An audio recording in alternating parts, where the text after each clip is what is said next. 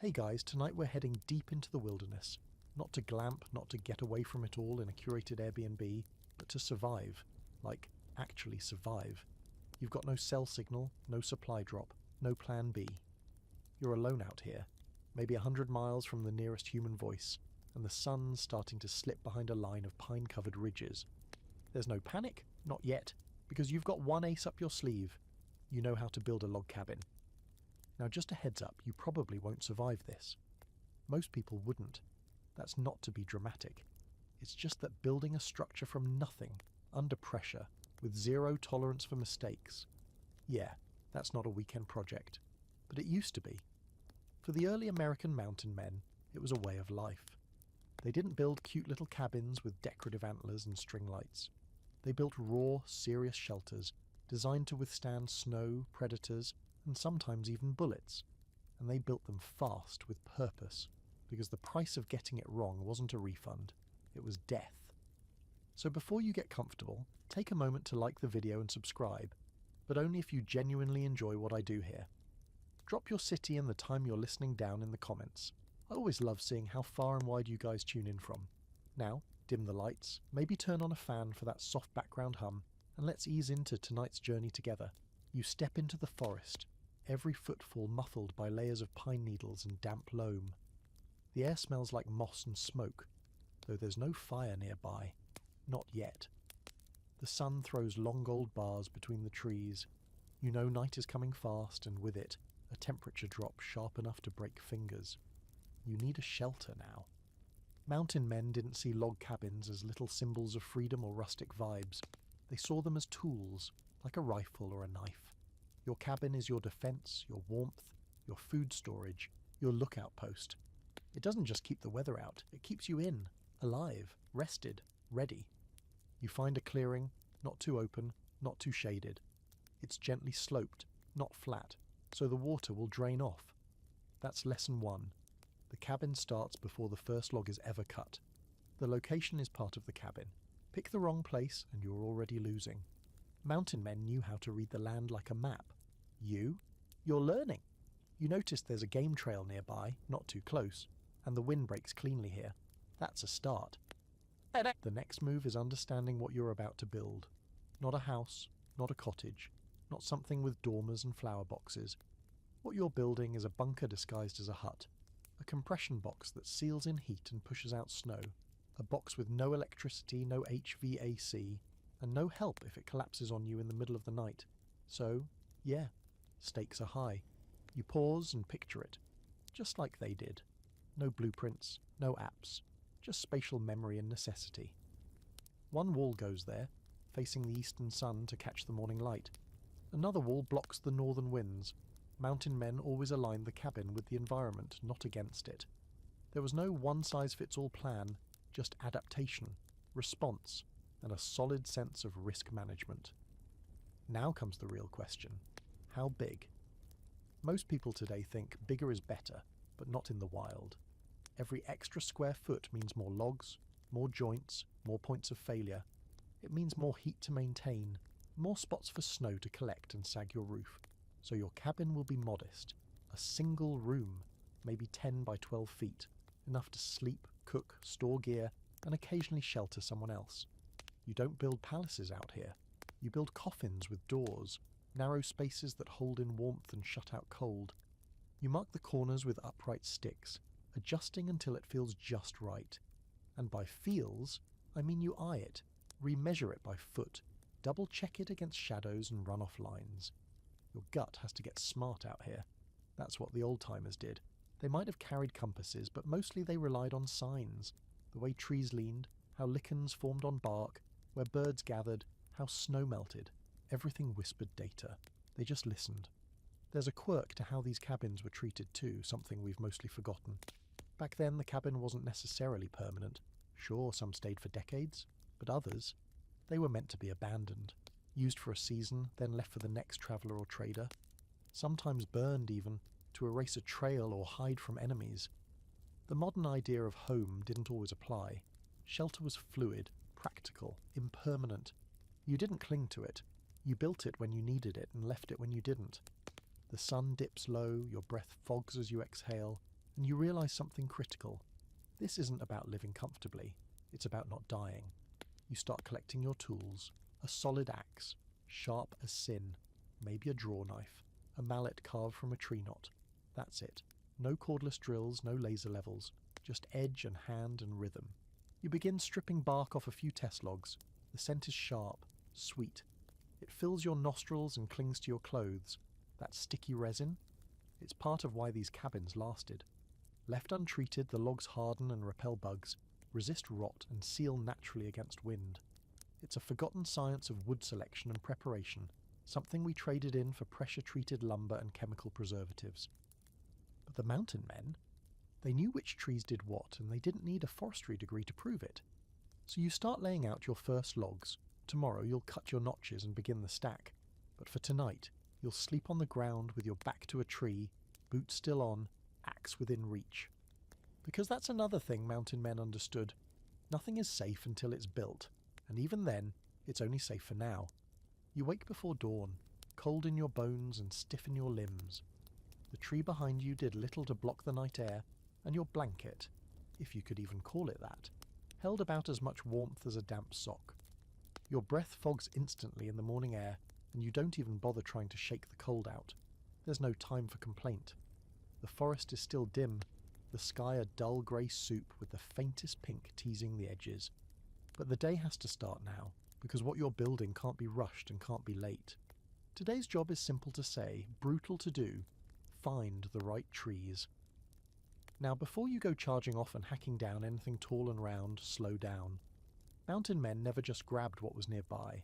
They selected their trees like a surgeon choosing a scalpel. Each log had a purpose, walls, flooring, roofing, and you needed to know what kind of tree did what. Not all logs are created equal, and picking wrong doesn't just give you a shoddy cabin, it gives you rot, collapse, or a wall that caves in under snow or warps with the first change in weather. So you start walking. Boots crunch softly against frostbitten leaves and pine duff. The world is quiet in that way only forests can be. Still, hushed, listening. You keep your eyes scanning. You're looking for straight trunks, no wild curves or large knots. Those imperfections make for messy notches and uncooperative joints. You spot a stand of tall, slim trees with tight grain and few limbs, likely spruce. Mountain men loved spruce. It's light, straight, and strong, easy to strip and quick to dry. Fir is another favourite if you can find it. Avoid poplar, soft and spongy. Pine, it'll do in a pinch, but it oozes resin like a toddler with a runny nose. And if you're lucky enough to find tamarack, that's the gold standard, rot-resistant and tough as iron. You test a few with the butt of your axe, listening for that hollow, sharp thud that tells you the tree is seasoned but still alive. Dead-standing wood is tempting, but it's risky. Might be riddled with bugs or dry to the point of splintering when it hits the ground. You mark a few trunks with a blade nick, spacing them out. You'll want more than you think. Mountain men always did. Each log you cut is a piece of a puzzle, and sometimes they split wrong, crack in transit, or don't quite fit when you start stacking. Over-collecting wasn't laziness, it was insurance. The fringe fact here is something you never think about. Some mountain men swore that trees had a direction. They believed certain trees fell easier if cut from a specific side, or that logs behave better if placed in the cabin with their tops always pointing the same way. Science hasn't exactly backed this up, but it was a deeply held belief. These men had no time for trial and error philosophies. They trusted intuition honed over years, maybe superstition, maybe silent knowledge passed through generations. You make the first cut just as the sun crests the ridgeline. The bite of your axe sends shockwaves through your arms, but the rhythm is clean, honest. It takes time. Minutes become an hour, and the tree leans slowly, groaning like it's complaining about waking up. Then, with a last shudder, it topples. You step back, watching it fall through the underbrush with a crash that echoes across the hollow. It's violent, final. It feels like progress. Limbing and bucking comes next. That's trimming the branches and cutting the trunk into usable lengths. Your goal is consistency. Mountain men didn't have a tape measure, but they understood proportion. They used arm spans, strides, even the length of their tools to gauge logs. And here's the trick. They didn't cut all logs the same length unless the cabin was dead square. Each wall had its own length, and each log needed to be a little shorter than the one below it, to account for interlocking notches at the corners. Every cut matters. After a few trees, you're sweating despite the cold.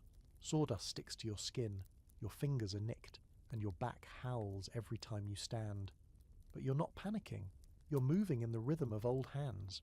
The same steps, the same motions, repeated for centuries. This was the daily grind for the mountain man.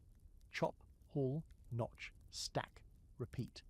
There was no YouTube to double-check, no forum to ask if you'd done it right. Just your hands, your eyes, and the knowledge passed down from the guy who didn't freeze to death last winter. As you haul the logs to your clearing, rolling them, dragging them with a simple timber hook, you start to understand the weight of this craft. Not just physically, but mentally. Every decision has to be made before the work begins. There's no blueprint, no editing. Once the tree is down, it's yours.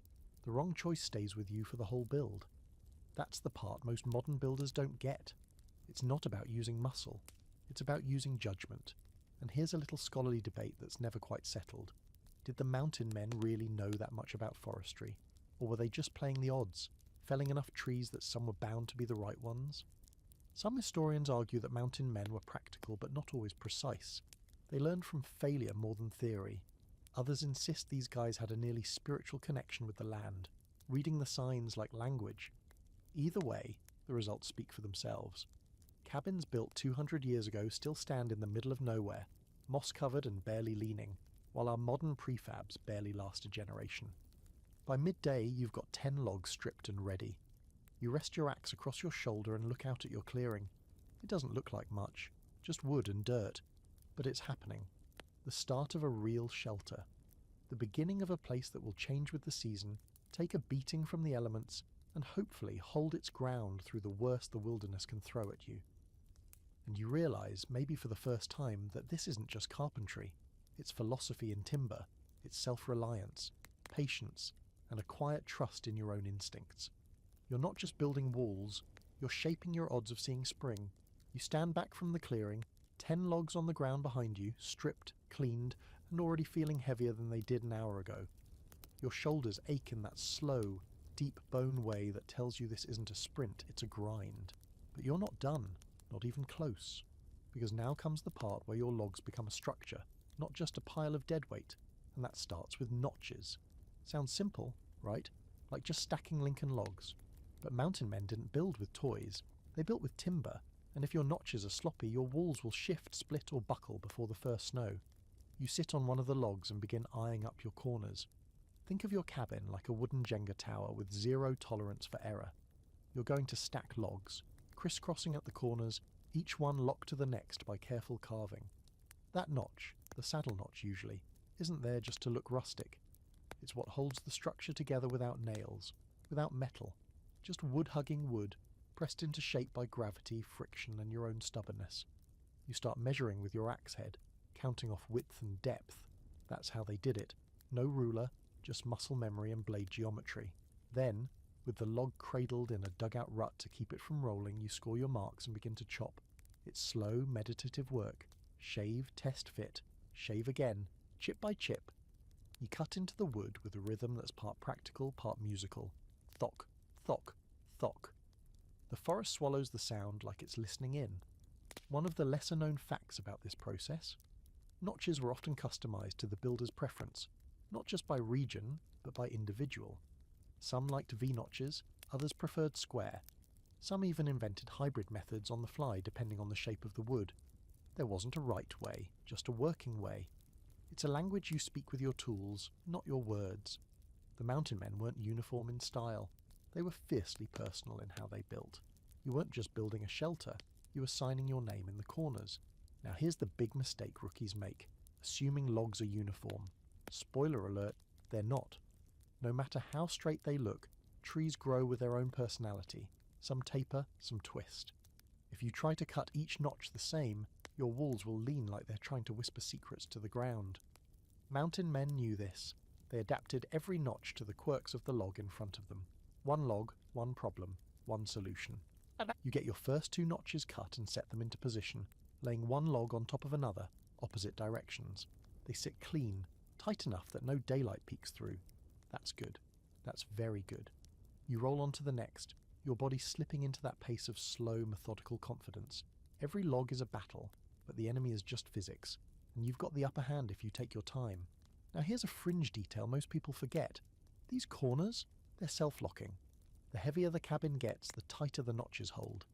It's like nature's version of a ratchet strap. With enough vertical pressure, a well-notched corner becomes practically immovable, and this is all done without nails. No screws, just wood, weight, and willpower. It's a kind of engineering that we mostly lost when hardware stores became more common than blacksmiths. You spend the afternoon cutting and stacking, one log at a time. The wool grows slowly, chest-high by dusk. You're learning to read the wood, how it responds to the axe, how it gives a little grunt when you fit it just right. There's satisfaction in this that you can't buy or fake. It's the kind of work that empties your brain and fills your body with tired pride. There's a scholarly debate that floats around this topic. Did the mountain men actually invent their own joinery styles, or did they borrow them from older European traditions? Scandinavian saddle notches, German square fits, Slavic dovetails. Some argue the old world's techniques were simply adapted to the new woods and harsher climate of the frontier. Others believe the techniques evolved naturally through necessity and isolation. Either way, what you're doing now has centuries of momentum behind it. Every thock of your axe echoes with the hands of 1,000 forgotten builders. By nightfall, the cabin walls are up to your shoulders on 3 sides. You've left one gap for the door, though honestly, calling it a door feels generous. Right now, it's just an empty rectangle with a couple logs cut short. The rest of the entry will come later, probably with a slab of wood hung on leather or pegged with tree limbs. You step back and look at what you've made. It's squat, heavy, and kind of ugly, but also beautiful in its way. Honest. Earned. The logs sit snug, one on top of the other, their ends notched and crossed like fingers laced together for a prayer. You run a hand across the edge. Rough, sappy, uneven. Perfect. You feel the fatigue in your legs as the sun slips down. There's no light but firelight now, and your fire is small. Controlled. You're not trying to be seen. Mountain men often built with their backs to rock walls, cliffs, or dense brush. It wasn't about the view, it was about defense. A hidden cabin was a safe cabin, especially in a time when people might steal from you, or worse, just because they could. You're starting to see that mindset creep into your own. You angle your fire low, tuck your bedding under the eaves of your half-built wall, and keep your tools close. Above you, the stars crackle through the bare branches. Your hands throb from the day's work, but it's a good pain, a real one. And in the middle of nowhere, without signal or shelter or any modern convenience, you feel something strange. Peace. You're alone, sure, exposed. But you're also building something that might keep you alive. And for the first time, you're beginning to understand what those old mountain men knew from the start. When you shape the land with your own hands, even if just a little, it starts to shape you back. You wake up to your own breath, puffing in the cold morning air, the fire long dead, the sky just beginning to trade its indigo for a soft, washed-out grey. Your joints creak like ungreased hinges as you sit up, brushing sawdust from your clothes. There's a thin layer of frost on the logs, your logs, and even though your bones are chilled, there's something about seeing those walls still standing, still waiting, that warms you better than any blanket ever could. The cabin isn't much yet, but it's starting to feel like yours. Today, you face a silent but crucial detail. Orientation. Not the yoga retreat kind. This is the deadly serious make-or-break choice of how your cabin faces the world, where it sits in relation to the wind, the sun, and the slope of the land. And unlike a lot of modern builds where people obsess over curb appeal or the view from the breakfast nook, mountain men knew orientation was survival. You face the wrong direction out here, and you're not dealing with mild drafts. You're dealing with 60-mile-per-hour winter gales, snowpack piling against your front door, and all your heat disappearing through a poorly placed wall. So you stand there in your clearing, the sun just rising over the trees, and you pay attention. Really pay attention. Your breath drifts sideways. You make note of the wind's path. The eastern light hits the clearing first, warming the frost just a little faster. That's something. Mountain men always paid close attention to how light moved across the site. An eastern or southeastern orientation meant early warmth, passive heat. It helped melt snow near the cabin, extended the growing window for little kitchen gardens, and gave them something critical on long, dark mornings, a reason to get up. You run your hand along the southern wall in progress. This one will catch the most sun during winter, and if you play your cards right, it'll help warm the cabin naturally. A few dark logs soaked in resin will absorb that heat like a sponge and release it slowly. It's primitive solar power, low-tech, high survival. And here's a fun fringe fact. Some trappers were known to lean dark stones or even flat pieces of rusted iron against the sunny sides of their cabins to absorb extra warmth, a little frontier engineering born out of sheer discomfort. But orientation isn't just about heat, it's also about what's coming for you. That's not paranoia, that's practical. You don't face your cabin directly into the prevailing wind, that's just inviting trouble. Instead, you shift it slightly, let the wind roll along the walls, not slam into them. Think of it like angling a shield during battle. Straight on, you absorb the full blow. Tilted, you deflect it. Mountain men understood that, even if they never wrote it down. And here's the part people often forget. It's not just where your cabin points, it's how it sits on the land. You want a slight slope, not enough to cause a lean, but enough to drain water away from the base. Standing water is the silent killer of cabins. It rots logs from the bottom up, turns your floor into a swamp, and invites every bug in the county. That's why you don't build on a flat meadow, no matter how nice it looks. You want elevation, just a little, and an angle that guides water away. Mountain men didn't need gutters, they had gravity. You kneel and check the dirt under the structure. Still dry. That's a good sign. You dig a few quick trenches around the foundation logs, shaping crude channels to steer rain and snowmelt. Not glamorous, but essential. Every drop that doesn't touch your logs is a win. And here's something debated among historians. Did mountain men dig shallow foundations on purpose, or was it just convenience? Some say they intentionally set logs directly on stones or bare earth to speed up construction and improve mobility. Others argue they lacked the time or tools for proper footings. Either way, they were aware of water's destructive power, and did what they could with what they had. Your logs rest on flat rocks now, chosen for their size and surface, placed beneath each corner. That little bit of lift buys you time, maybe years. In a world without treated lumber, that's everything. You adjust one that's sunk a little overnight, wedging a smaller stone beneath it. It's a subtle shift, but the entire structure groans as it settles back into balance. You stand up listening. There's a quietness to it now, a kind of structural peace. Like the cabin approves. Back inside the shell of your half-built home, you start planning the window. Not windows, plural, just one, maybe two if you're feeling fancy. Mountain men weren't trying to brighten up the place. They were trying to survive. Each window was a weakness, a hole to be plugged in winter, a place where heat escaped and animals, or worse, could peer in. But you need light, a little, at least. So you pick a spot on the southern wall, low enough to catch sunlight even in the dead of January, high enough to avoid snowdrift. You'll cut it later, once the structure is more stable. And now, the door. It needs to face away from the wind, ideally to the east or southeast, but never north unless you like waking up with snow in your beard. Mountain men sometimes added a dog trot, a sort of open breezeway between two cabin halves, but that was for bigger builds, often by groups or for trading posts. For a lone man or a small family, one door, solid, hinged with leather straps or pinned with wood dowels. It didn't need to be pretty, it just needed to close and stay closed. You start trimming the doorway opening, carving the notches shorter, giving yourself a 5-foot clearance. That's another forgotten detail. Cabins weren't made for comfort. They were made to hold heat. Smaller doors, lower ceilings, tight rooms. The less air inside, the easier it is to keep warm. You ducked when you entered because warmth stayed low. There's no thermostat out here, just physics and fire. By midday, the sun is high and you pause to eat. Some jerky maybe, or dried fruit if you've got it. You sit on a log and look at what you've built. The orientation feels right. The door catches the breeze, but not the wind. The sunlight hits the future window just right.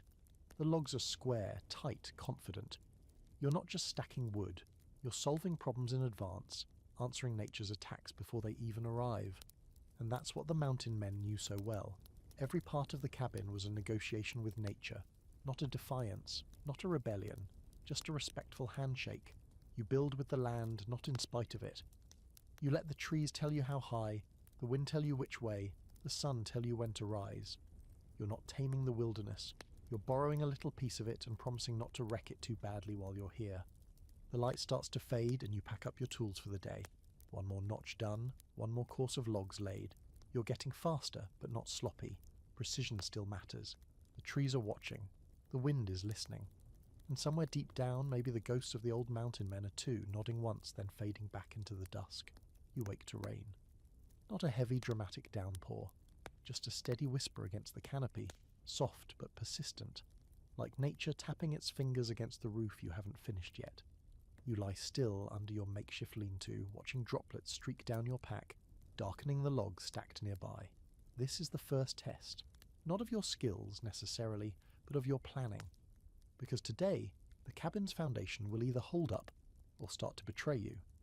Most people think of a foundation as something you pour in concrete, with rebar and laser levels and guys in reflective vests arguing over blueprints.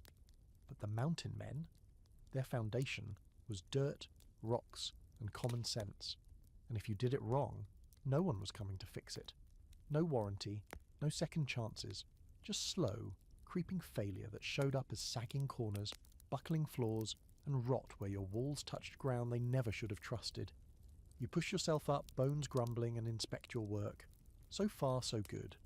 The water's draining away from your structure, not toward it. The trenches you dug yesterday are doing their job, carving miniature rivers around the perimeter. The foundation stones, flat, dense, heavy, have kept your base logs lifted, which means you pass test 1, elevation. Mountain men understood this rule so instinctively it didn't even need to be said. Logs rot when they stay wet. End of story. You walk the perimeter slowly, watching how the rain behaves. There's a low spot near the northeast corner where water is pooling. Nothing catastrophic, but it needs to be addressed. You grab your shovel and redirect the runoff, digging a shallow trench that feeds into the natural slope. That right there? That's the part we forgot. Constant correction. A log cabin wasn't something you built once and then admired. It was something you maintained like your life depended on it, because spoiler, it did. The ground under your cabin doesn't look like much. Dirt, rock, maybe a patch of moss or two. But mountain men could read soil like we read weather apps. Too sandy and it collapses. Too soft and it shifts. Too wet and it becomes a grave for your floor joists. What you want is firm, slightly elevated ground with good drainage. Not too steep, not too flat. Just enough grade to keep things moving when the skies open up. Here's a fringe fact for you. Some old trappers would burn the ground before building. They'd torch off the grass and weeds, not just to clear space, but to chase off bugs, dry the soil, and in some cases, even change the pH of the dirt to make it less appealing to burrowing pests. Did it work? Maybe. Hard to say. But it shows just how layered their thinking was. Every move served at least 3 purposes. You crouch at the base of the cabin and inspect your bottom logs. They're damp but not soaked. The bark's already stripped, which helps. They'll dry faster that way, and insects have fewer places to hide. You remember that old piece of advice you read somewhere? The first log is the most important one. Everything else just sits on top of it. That's not just carpentry wisdom, it's philosophy. If the base is solid, the rest can wobble a little. If the base is weak, even perfect walls will fail. And that's where your mind shifts, to the way modern folks think about foundation. These days, we're obsessed with visuals, smooth finishes, level floors. But the mountain men were obsessed with function. Could it drain? Could it hold weight? Could it handle freeze and thaw cycles without cracking apart like a dropped plate? It didn't matter if it looked like a mud pit, as long as it held. There's an ongoing debate among preservationists about how much the original builders actually knew about long-term ground movement. Did they understand soil compression and frost heave the way we do today? Or did they just get lucky relying on trial and error? The answer's probably somewhere in between. They might not have had textbooks or charts, but they had experience. Years of watching one cabin crumble while another stood tall gave them a mental library of what worked and what didn't. You kneel by a foundation stone and feel the edge. It's cold, wet, and a little slippery with lichen. These rocks weren't dragged in from miles away. You found them nearby. Flat, heavy, good shoulders to carry logs. That's another thing the mountain men got right. Use what's local. Don't waste energy hauling exotic materials when the land already provides everything you need. These guys weren't just building cabins. They were forming alliances with the ground. You think about the foundations of homes today. poured concrete, waterproof membranes, plastic vapor barriers. They work, sure, but they also create distance. They separate the house from the land like they're not supposed to touch. Out here, there is no distance. The cabin has to touch the land. It has to learn its moods, its shifting weight. You don't just build on the land, you build with it. Around midday, the rain lets up. You walk the trench lines again and note how well they've performed. The low spot is still a bit soft, so you stack some extra flat stones there. Quick drainage fix. That's how it went for the old-timers too. Constant adjustment. Tiny corrections. No one hammered in a perfect foundation on day one. They built, tested, revised. A process, not a moment. You start laying a few more courses of logs now that the weather's clear. Each one clicks into place a little easier than the last. The walls are gaining mass, and with that, a kind of dignity. You can feel the structure settling in. The foundation isn't just holding, it's welcoming the weight. That's how you know it's right. And maybe the most humbling part, the silence. No machinery, no generators, just the occasional groan of timber and the slap of your blade against wood. You're not managing a site, you're participating in one. There's no separation between you, the structure, and the land. You're all just different expressions of the same raw material, trying to work out an arrangement that'll keep you alive through winter. As the day winds down, you sit back and look at the base of your cabin. It's dirty, it's uneven, it smells like wet bark and crushed moss, and it's perfect, because it's real. Every rock was lifted by hand, every trench dug by instinct, every mistake fixed before it became a problem. You lie back on a pile of stripped branches and stare up at the ridgepole you'll soon install, and you realize the foundation isn't just under your cabin, it's under you, your judgment, your effort, your humility in the face of nature's rules. That's the part we forgot, that a solid foundation has nothing to do with cement, and everything to do with respect. The next morning greets you with a stillness so complete it almost hums. No wind, no birds yet, just the distant crackle of frost thawing on sunlit branches. Your breath still ghosts out in front of you, but today has a promise in it. The logs are dry again, the ground has firmed up. It's a good day to get serious about shaping, and by that you mean it's time to work with tools that don't make noise, but absolutely demand respect. Today, you learn why the mountain men didn't just love their axes, they relied on them like lungs. You pull your gear out from under the tarp. There's your axe, of course, sharp enough to scare itself. A draw knife, polished and eager. A two-man crosscut saw, even if you're just one guy. That's the thing. These tools don't work for you. You work with them. And in the age before chainsaws and power drills, a man's relationship with his tools wasn't about convenience. It was about survival. Your axe isn't flashy. It doesn't have titanium or carbon fiber or a brand-name sheath. It's just iron and hickory, two materials with more muscle memory than most modern-day builders. You run your fingers along the grain of the handle. It's smooth where your hand always falls, and a little chipped at the base, like it's seen a few winters you haven't. Mountain men didn't use axes because they were cool. They used them because, with enough skill, one axe could do the job of 6 other tools. You begin the morning with a rhythm, short, fast strokes on a pine round your splitting for roofing slats. The axe bites in like it's glad to be working. You're not swinging hard, you're swinging correctly. That's a key lesson the old-timers knew and we've mostly forgotten. Brute strength will break your back. Precision saves your life. Now you switch to the draw knife. It looks like something out of a horror movie, but in your hands it's surgical. You brace a log on your makeshift shaving horse and start pulling long curls of bark and sapwood away, exposing the clean raw meat of the timber beneath. This is where you shape the logs for the roof ridge, shaving flat so they'll sit snug against each other without wobbling. The draw knife whispers as it works. It's not loud, not fast, just steady.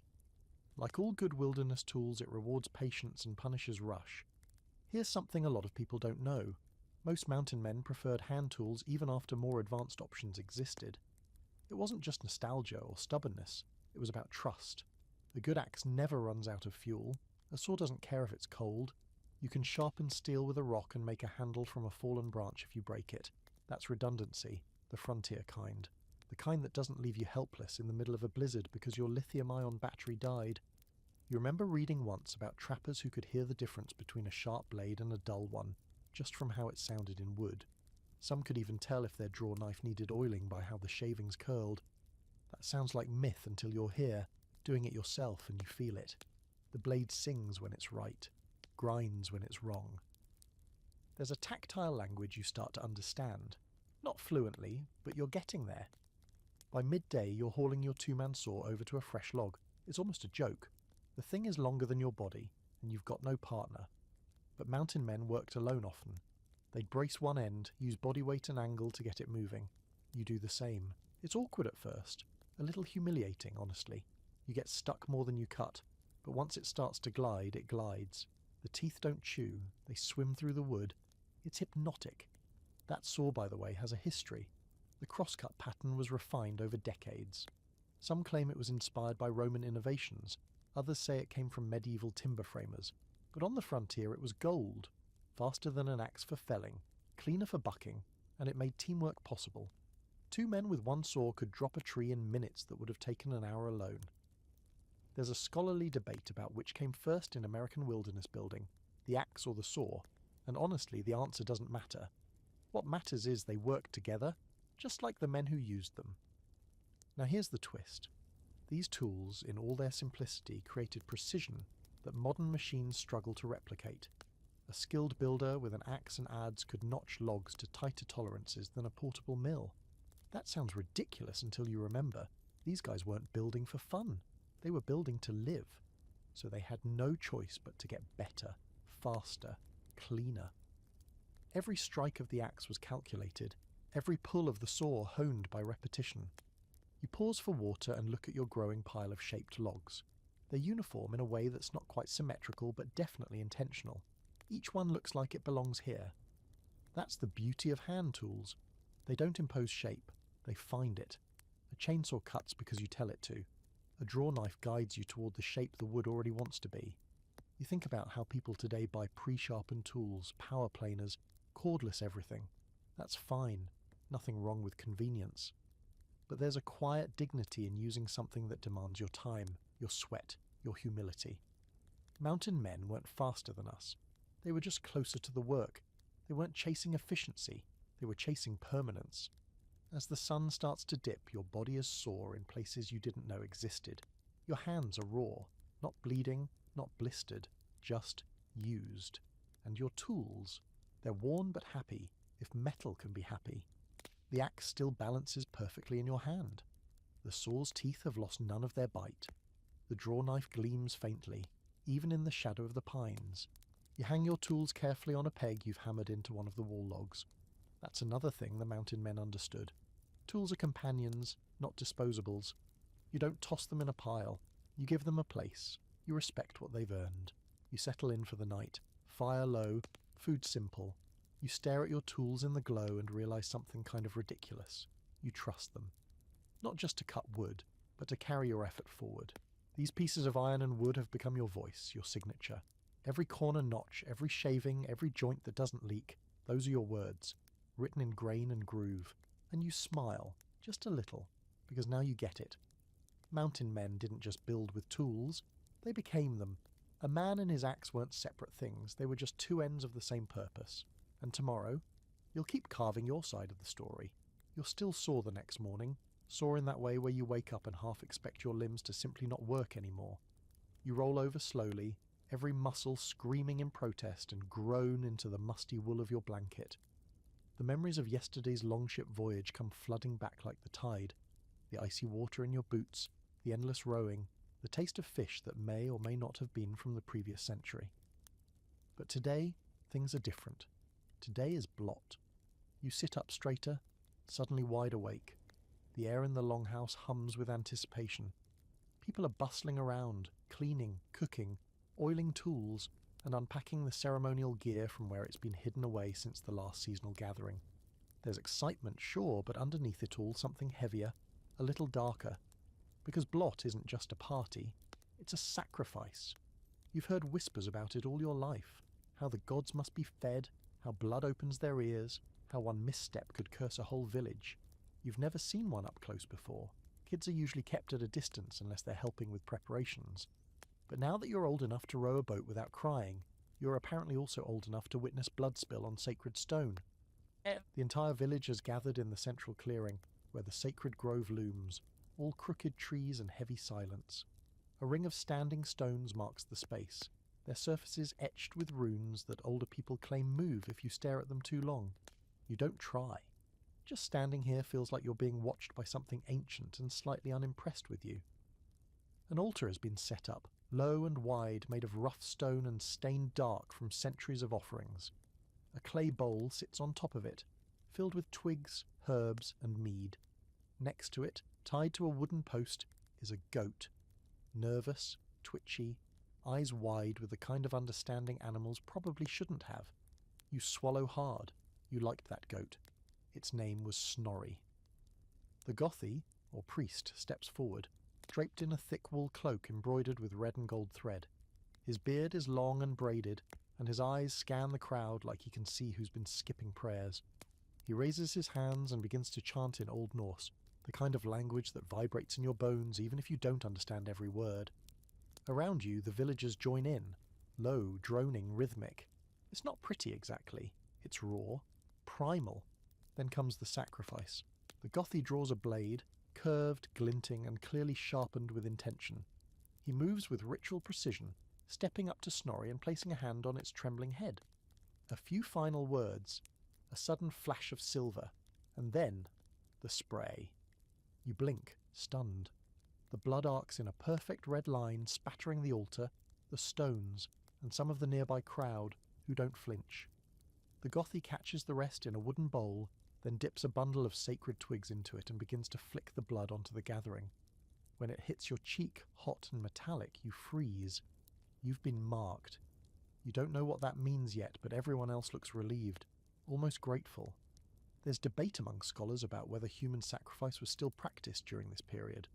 Some accounts say yes, slaves, criminals, or volunteers offered up to the gods in exchange for blessings or good harvests. Others argue it was exaggerated, a mythologized echo of earlier, wilder times. But standing here, watching a goat's blood steam in the cold air as people murmur thanks to Odin and Freyr, you understand one thing clearly. They believed it worked. After the sacrifice, the mood shifts.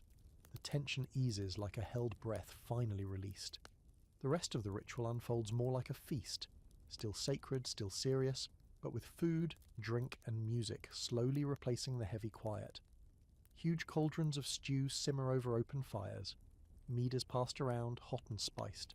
You eat roasted turnips, black bread, and more goat, though you don't ask if it's that goat. You hope not. A skald starts reciting a tale near the fire, his voice rising and falling like a wave. It's the saga of a man who tricked a frost giant by disguising himself as a bear. It's mostly nonsense, probably, but the way he tells it makes everyone lean in, mouths full, eyes wide. You sip mead, just a little, and let the warmth ease your still aching arms. The skald ends the tale with a joke about Loki's missing pants, and everyone roars with laughter. Someone hands you a carved bone charm, a gift from the priest, they say. You trace the runes with your thumb. It's supposed to bring protection, though no one says from what. You tuck it into your belt pouch like it's gold. Later that night, after most people have either passed out or wandered home, you sneak back to the altar. The stone is still damp. You reach out and touch it, half expecting something to happen. Thunder, lightning, a voice in the trees. Nothing.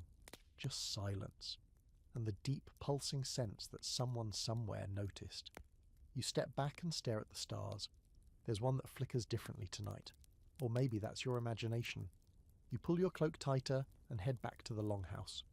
As you lie down, exhausted but wide awake, you realize you're beginning to see the gods the way your elders do, not as distant myths, but as real forces, hungry for attention, always watching, always wanting something in return. And just like that, your childhood slips a little further behind you. You wake up with a taste in your mouth like you chewed on an iron nail all night. Yesterday's blot lingers, not just in your memory, but in your skin. You swear you can still smell goat blood on your hands, even after scrubbing them with cold water and pine needles until they turned raw. Everyone else in the longhouse is stirring slowly, groaning their way through hangovers and meat comas, but you're up early, squatting near the fire, examining your reflection in the water bowl. You open your mouth. Something's not right. There it is, right between your front teeth. A chip. Tiny, but unmistakable. The grainy bread and gritty flour, combined with your recent fall during Natalika, have taken their toll. One chipped tooth at 12. That's ahead of schedule, honestly. You're not surprised. Vikings aren't known for their dental health. Bread is often ground using stone mills, and over time bits of grit and sand make their way into the dough. Every bite of that hearty barley loaf is like chewing a handful of gravel. Multiply that by 3 meals a day, and you've got a dental disaster waiting to happen. Your gums ache constantly. Your molars feel loose, and there's no such thing as brushing your teeth. Maybe a rinse with water, maybe a twig if you're fancy, but mostly it's just a slow spiral into oral ruin. You think back to your grandfather, who has about 4 teeth left, all of them yellow and shaped like tiny tombstones. He jokes about it, sure, but you've seen the way he winces when he chews, and once a year he pours strong mead on a rag and bites down while someone yanks out the worst of the rotten ones with iron tongs. It's less medicine, more medieval horror show. Today is your turn to help gather medicinal herbs, or, more accurately, whatever plants haven't died under a blanket of snow and frost. You follow the healer, a woman named Haldis, who smells like moss and old onions. She's not particularly warm, but she's sharp, always muttering about spirits and balance, and she knows every useful plant within 20 miles. You trudge through slushy paths, your boots soak through in minutes, while she points out tiny sprigs of green poking out near rocks or under trees. That's woundwort, she says, plucking a leaf and shoving it under your nose. It smells like bitter tea and dirt. Stops bleeding. Unless the bleeding's inside, then you're just doomed. She moves on, humming something tuneless, and you hurry to keep up. She also shows you reindeer moss, dried bark for fevers, and something she claims is bear mint, though it smells more like old socks. You gather it all in a sack, sneezing from the strong smells. You're told it's for making salves, teas, and poultices, especially for teeth. The villagers who complain of mouth pain usually end up chewing a moss paste mixed with animal fat and salt. If they're lucky, it numbs the ache. If they're not, well, they stop complaining. Permanently. That night, back in the longhouse, Haldis mixes one of her pastes. It's for your uncle, who's been moaning about his gums for a week.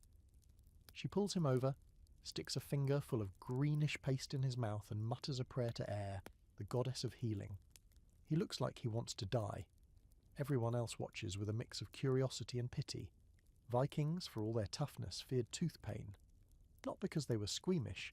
These are people who think a proper leg wound builds character, but because there was no clear solution. No one could fight their way out of an abscess.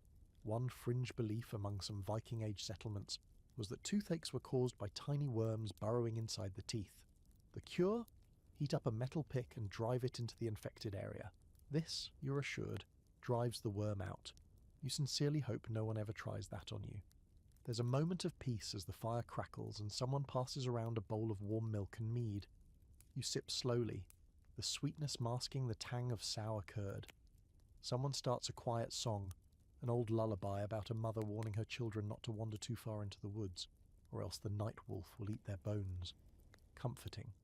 As you lie down to sleep, you think about your own teeth. You prod the chipped one gently with your tongue. It doesn't hurt yet, but it will. You can feel the crack deepening, waiting for the next bite of crunchy barley to push it over the edge. You make a silent vow to chew on the left side only, maybe forever. The sky outside is cloudy, hiding the stars. The longhouse settles into that strange nighttime quiet. Goats shuffling, someone farting loudly in their sleep, the occasional snore that sounds like a dying walrus.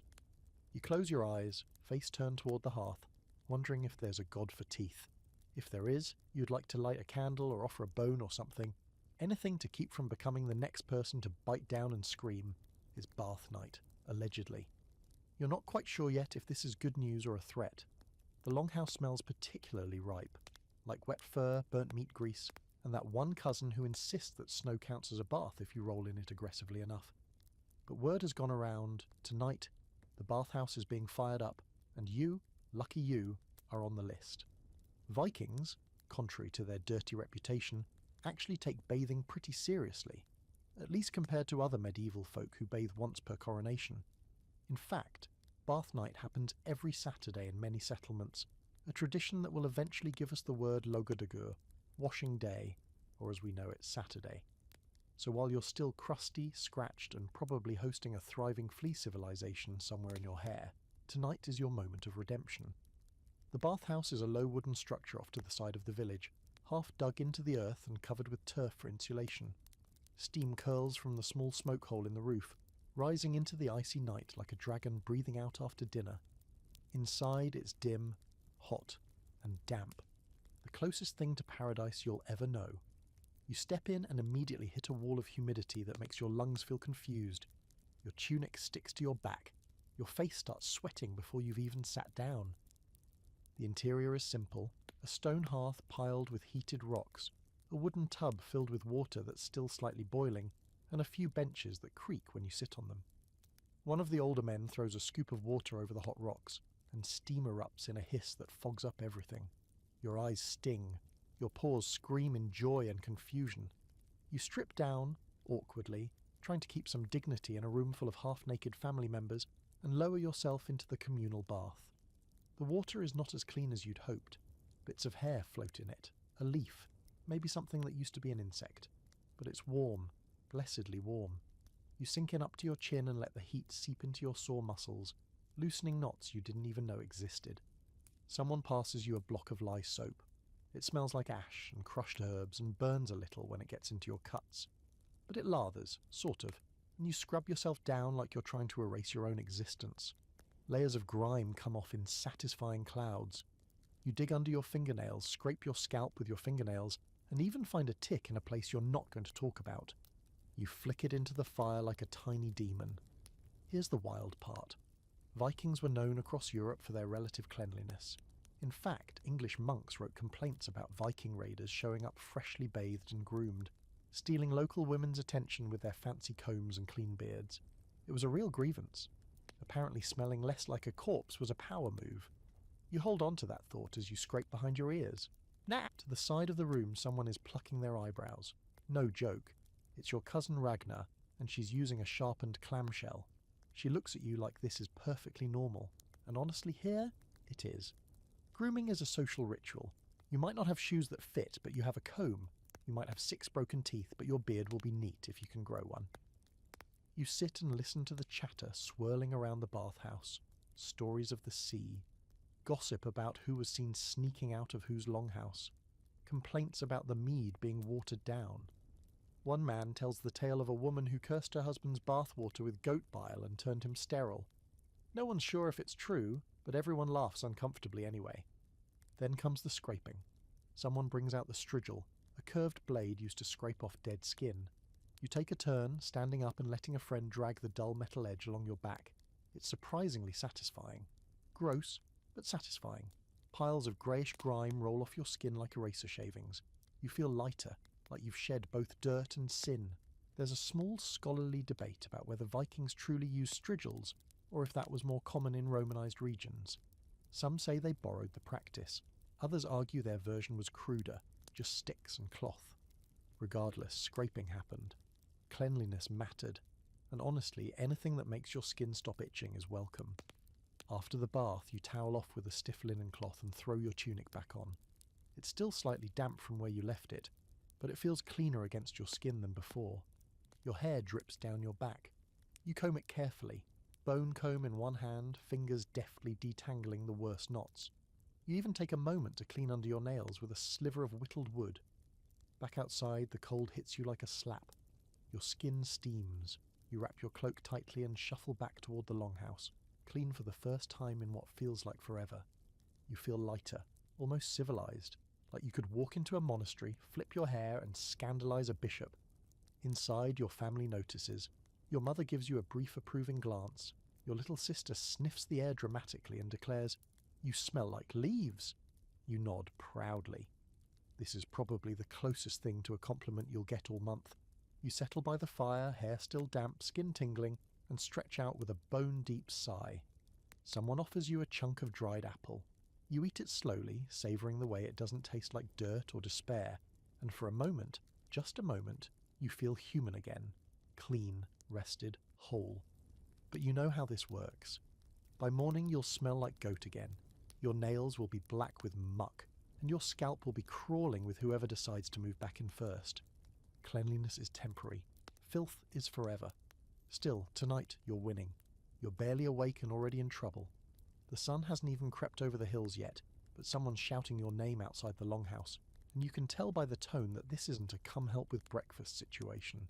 You scramble to your feet, half-dressed, and step out into the frost-bitten morning, breath steaming from your mouth. A thin crust of snow crunches under your boots, and there, standing in the village clearing, is Torbjorn. Local hothead, and unfortunately your second cousin, holding a broken fence post and looking furious. "You let the goats into my field," he growls, pointing the shattered wood at you like an accusation from the gods themselves. "They ate my winter hay." You blink at him. You've barely been outside since bath night, but facts rarely win arguments here. In the Viking world, disputes are inevitable. You live in close quarters, share resources, and survival depends on everyone pulling their weight, or at least pretending to. And when something goes wrong, someone has to be blamed. Today, that's you. Torbjorn wants blood. Not literally, but close. His father's ox died last month and he's been sour ever since. Now he's threatening to take your best axe in compensation, and that's not going to fly. Not because the axe is particularly special. It's crooked and the head wobbles, but because it's your axe. Your father steps in before things can escalate. "We'll go to the thing," he says simply. The thing is the local assembly, a kind of open-air court where grievances are aired, settlements are proposed, and justice is doled out, sometimes with words, sometimes with steel. Everyone in the region gathers for it, and while some cases are simple, land disputes, stolen chickens, drunken insults, others spiral into blood feuds that can last generations. You're not thrilled to be part of one, but you march down to the clearing anyway, trying to walk like someone who isn't about to get publicly humiliated. The thing takes place in a wide field near the edge of the forest. Stones mark the perimeter, and people are already gathering, some sitting, some pacing, others sharpening knives. The law speaker, an older man with an unsettlingly sharp memory, arrives last. He carries the law in his head, literally. There are no scrolls, no documents, just verses passed down and recited by heart. You wonder what would happen if he forgot a line. Probably a stabbing. Torbjorn presents his case first, theatrically describing the massacre of his hay bales, waving his arms like he's Odin himself raining down wrath. Then it's your turn. You calmly explain that you were nowhere near his field, that your goats were penned, and that maybe he just didn't build a very good fence. The law speaker listens, nods, mutters a few phrases in Old Norse you don't fully understand, then calls for witness testimony. Unfortunately, Torbjorn has brought his cousin, who conveniently saw you near the gate that morning, even though you were face down in straw at the time. It's a mess. Your stomach churns. Justice in Viking society isn't a matter of guilt or innocence the way you're used to. It's about honour, reputation and balance. If someone loses something, someone else has to pay. If not, things escalate. Fast. First it's an axe, then it's a goat, then someone's barn catches fire, and suddenly it's a feud that gets sung about for centuries, usually ending in multiple funerals and one cousin banished to Iceland. Luckily your father proposes a settlement. He offers a bag of dried cod and a pair of antlers, symbolic compensation. Not much, but enough to avoid escalation. Torbjorn accepts it with a scowl. He knows it's a weak win, but a win nonetheless. The crowd disperses. No one got stabbed. That's considered a good outcome. Now here's the odd part. Despite their love for violence, Vikings had an extensive legal system.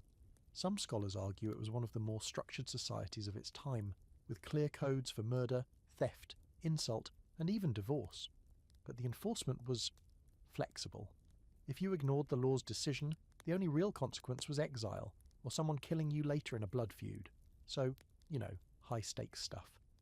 A fringe historical theory suggests that the more rural the region, the more performative the law became, more theatre than actual order. Today felt like a bit of both. Later that afternoon you sit by the river skipping stones and stewing. You're not angry that you were accused. Okay, you are. But more annoyed by how little truth seemed to matter. In Viking law, perception is everything. If people think you're guilty, you are. Reputation is currency here. Lose that, and you might as well pack your things and move to some cursed rock in the North Atlantic. You practice throwing your knife at a tree for a while, pretending it's Torbjorn. It thunks into the bark, wobbling slightly. Not a kill shot. You'll work on it. Back home, your father pats you on the shoulder. You did well, he says. Better to settle than start a fight you can't finish. Then he hands you a chunk of hard cheese, the good kind, saved for moments like this. You chew it silently, watching smoke rise from distant chimneys, wondering how many other settlements are putting out similar small fires of anger and ego today. As night falls, the village is quiet again. The goats are penned, securely thank you, and the stars blink into view, one by one. You lie down near the fire, arms behind your head, and think about justice. How strange it is, how fragile, how sometimes just avoiding a spear to the face feels like winning. And you promise yourself that next time you'll tie the gate twice, just in case. It's barely dawn, and you're already being handed a weapon. That's how you know today isn't going to be normal. There's no firewood run, no goat milking, no grain grinding, number. Today, you're going on your very first raid. You try to act cool, nodding like you've been waiting for this your whole life. Inside, your stomach is having an existential crisis. You've heard the stories, glorious battles, gold-filled monasteries, terrified priests running in circles while their holy books burn. But stories always leave out the smell of blood and the sound of someone sobbing for their mother. No one sings songs about throwing up from fear. You load onto the longship with the others, the same way you did during the trade trip, only this time there's no cargo, just weapons. Shields line down the sides of the hull like a row of warning signs. Axes sharpened to a glint. A pile of spare blades sits wrapped in cloth, and a sack of iron nails for patching the ship if it takes damage. And you, standing there trying to hold your borrowed axe like it doesn't feel like it weighs more than your entire soul. The plan is simple. There's a monastery across the water, a few days' sail, small but rich enough to be worth the effort. The monks won't fight back, at least not well. Everyone says it'll be easy, quick, just grab what you can and go. But you've also heard the story of Ulf, who took an arrow to the knee from a terrified novice with shaking hands. Died from infection, they say. Soft tissue went black. You try not to think about Ulf as you help push the ship into the water. The rowing is worse than last time, not because your muscles aren't ready, but because of the anticipation. It stretches every moment into something long and sharp. The horizon never seems to move. The sky is grey. The sea is endless. Someone sings a low chant to pass the time, but no one joins in. This isn't the kind of voyage where you sing. When land finally appears, it's just a sliver of green and stone. You expect drums or fire, maybe someone shouting dramatic orders, but it's all whispered. The warriors crouch low, eyes sharp, expressions flat. You're told to stay back until the signal. Your job is simple. Run in after the initial charge, grab what you can, and avoid dying. Easy. You wait in the shallows while the older men sneak up the shore. The monastery is smaller than you thought. One main building, a few outbuildings, a wooden fence that wouldn't stop a determined chicken. You catch glimpses of robes and hear chanting. The monks have no idea what's about to hit them. The signal is a raven call, unnaturally loud and sharp. You leap forward with the others, boots slapping through wet grass. Everything happens at once. A door crashes in. Screaming erupts, high-pitched and terrified. The chanting turns into panic. You freeze for a second at the edge of the courtyard, watching a man in a robe try to fight off your uncle with a wooden cross. You move, finally, into the smoke and noise and chaos. You duck past a toppled cart, scoop up a silver bowl, then another, stuffing them into a sack that already smells like mead and blood. You push into a storeroom and find barrels of something. Grain, wine, you don't know. You take it anyway. Then without warning, someone grabs you. It's a monk, young, barely older than you. His hands shake as he shouts something you can't understand, and he's trying to pull your sack away. You shove him. He stumbles, trips, and smacks his head against the stone floor. You stand there for a moment, frozen. He's not moving. You don't know if he's dead. You don't want to know. Back outside, the fire has caught. Smoke curls from the thatched roof. The others are shouting to retreat. No use burning the whole thing down if the ship's still in one piece. You sprint to the beach, heart hammering, mouth dry. Your hands are shaking, you still have the silver.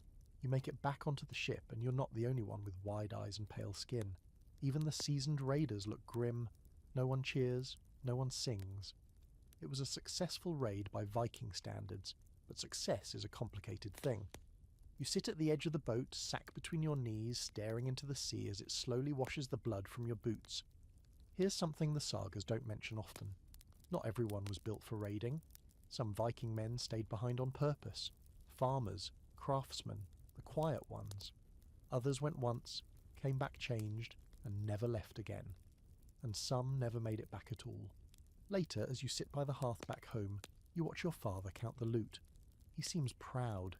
You try to mimic his expression, stone-faced, detached. You succeeded. You did what you were supposed to do. But your mind keeps looping back to the boy in the robe, his hand reaching toward you, not in anger but confusion. You think about the strange feeling that bloomed in your chest when you pushed him. Not triumph, not rage, something else. Something you don't have a name for yet. Your mother places a bowl of stew in your lap. You stare into it for a moment before eating, half hoping the heat will scrub your insides clean. It doesn't. That night you lie awake while the others snore, your axe beside you. The fire crackles softly, your boots are drying near the hearth, and you realise that surviving a raid doesn't mean you're unscathed. It just means you get to think about it for the rest of your life. You dream about it for nights. Not the fire, not even the screaming, but the moment of stillness, right before you push the monk.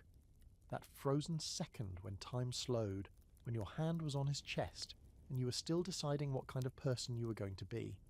That moment plays over and over, until it isn't even a memory anymore, just a feeling lodged behind your ribs like a splinter you can't reach. But you don't say a word. No one talks about it. Not really. After a few days, the loot from the monastery is already being traded, melted down, repurposed into brooches and belt buckles. The bowl you grabbed is now holding goat butter in the longhouse. Every time you see it, something tightens in your chest. But it's just another object now, stripped of meaning. And now, there's something new to worry about. You're going into the shield wall. You thought your first raid would earn you some rest, maybe a little status, maybe even a day where you weren't constantly being roped into hauling firewood or chasing escaped pigs. But no, you're being trained now, seriously. The elders think it's time you learned what real combat is like, and that means joining a training shield wall. You try to act excited. You try to act like your ribs aren't crawling with dread. The field outside the village is muddy, the ground torn up from weeks of practice. The other boys, some older, some your age, are already lined up, shields in hand. These aren't the painted ceremonial ones from the sagas. These are practical, ugly, heavy things made of layered planks and rimmed with iron. Yours smells like mildew and stale sweat. You grip the handle tight anyway. You're told to lock shields with the boy beside you. His name is Ivar. He's taller, stronger, and definitely already killed someone. He nods at you once, sharp and businesslike. Then the line begins to move. "Advance," the captain shouts. You push forward, your body jammed tight between Ivar and another boy on your left. The shields grind against each other. Your breath fogs behind the wooden wall. The mud sucks at your boots, and your legs burn almost immediately. Then comes the hit. It's not a gentle nudge. The opposing line crashes into yours with enough force to stagger the whole formation. The shields shudder. Your arms scream under the impact. The boy across from you is snarling, his face inches from yours, wooden swords slamming against your shield again and again. You try to keep your footing. You try to remember the instructions. Lean in, hold the line, use your shoulder. But it's chaos. You get knocked sideways, and Ivar has to shove you back into place with an elbow to your ribs. "Stay tight," he growls. You do, somehow. Viking combat isn't about flashy duels or single combat under a spotlight. It's about formations, discipline, and terrifying noise. The shield wall is the spine of any army. If it holds, you live. If it breaks, you die. That's the rule. And today you're learning it firsthand. Someone strikes your shield low and your arm buckles. Pain shoots through your wrist. You cry out, more surprise than agony, but it earns you a crack across the helmet from a wooden blade. Your vision blurs. You stagger, shield dropping for a second, and that's all it takes. You hit the mud hard, back first, breath knocked out of your lungs. Ivar curses as he stumbles over you. "Dead!" the captain shouts, pointing at you. "You're dead!" Again. You lie there for a moment, blinking up at the grey sky, rain beginning to fall in cold, fat drops. The taste of wet dirt fills your mouth. Your arms tremble. You're not dead, but you understand now why someone would choose farming instead. Eventually, you're dragged to your feet and ordered to run drills until your legs stop shaking. You do. You always do. That's the rule. Show up, take the hit, get back up. By the end of the day, you're covered in bruises, your forearms swollen, your knees shredded by gravel and mud. But you lasted longer in the next round, and the one after that. You didn't fall again. Not today. That night, while everyone else eats and brags, you sit quietly by the fire, turning your helmet over in your lap. It has a dent now, from the blow you took straight to the temple. You poke it with your finger, wondering if you'll still have a headache tomorrow. You probably will. Your father passes by and grunts in approval. That's his way of saying, "I'm proud of you." You don't answer. You just nod. The truth is, you don't know if you're cut out for this. You're stronger now, sure. You lasted in the line. But in the chaos of it all, in the crashing, shouting, crushing wall of wood and rage, you didn't feel brave. You felt small, like a stone caught in a landslide. And here's something you didn't expect. No one else seems particularly heroic either. The boys who fight the hardest also look the most afraid. They hide it well, but you're learning how to spot the tremble in someone's grip, the way they clench their jaw to keep their teeth from chattering. The shield wall isn't a stage for glory. It's a meat grinder with structure. Some scholars say the shield wall was more effective psychologically than tactically, that its real strength was in unity, the appearance of being unbreakable, a wall of warriors moving as one. Maybe that's true, but from inside the wall all you feel is pressure, sweat, splinters, fear. Still you're here, and you're alive, and tomorrow you'll do it again. You lie down that night with your shield beside you, your helmet resting like a loyal dog at your feet. You stare at the rafters, listening to the wind whistling through the cracks, and you wonder how many more hits it takes to become the kind of person who doesn't flinch anymore. You guess you'll find out. You're starting to collect scars now, not the dramatic, story-worthy ones like a clean sword cut across the chest, or a bear claw down the back, but the small, persistent kind. The ones that come from daily Viking life. Rope burns, splinters, bruises under your fingernails, the occasional slice from your own blade when your hand slips during practice. Right now, you're watching a thin line of blood bead on your thumb where you nicked yourself trying to carve your initials into your shield. Not exactly heroic, but it still stings. Injuries here are constant and healing is, let's say, experimental. You've spent the morning with Haldis again, the healer with a taste for strong-smelling things and cryptic wisdom. And today, she's letting you help make poultices. That sounds helpful and noble until you realise it mostly involves grinding moss, boiling bear fat, and collecting some very questionable fluids. You keep your mouth shut and your nose turned away. Don't let it touch your lips, she warns as she hands you a wooden spoon full of something the colour of sadness. It draws out rot but kills taste. You're not sure what kind of rot she means, wound rot, soul rot, tooth rot, but you nod solemnly and stir it into a pot of steaming water. The smell that rises up could be used as a weapon. You ask her what happens if a wound doesn't heal. She shrugs. Then the gods didn't want it to. And that's that. Her worldview is as firm as her jawline. It doesn't help that most medical knowledge around here comes from observation, trial and error, and a dash of superstition. One guy swears that wrapping a wound in fish skin helps it close faster. Another claims that frog bile mixed with crushed oak bark cures fevers.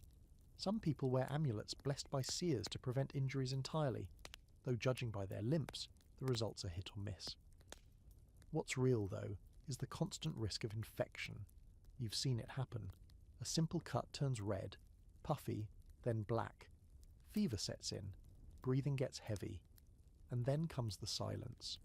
When someone dies from a wound, it's not a loud cinematic exit. It's slow, ugly, and often happens in the corner of the longhouse while everyone else pretends not to notice. You remember one man, Thorgeir, who sliced his hand open skinning a boar. Within a week, he was gone. Haldis did what she could. Wrapped it, poulticed it, even sang over it. But nothing worked. The rot won. Today, you're helping her treat a warrior who took a bad hit during shield wall training. His leg is torn open from mid-thigh to knee, deep enough to see things you're pretty sure should stay hidden. The smell alone tells you this isn't going to end well.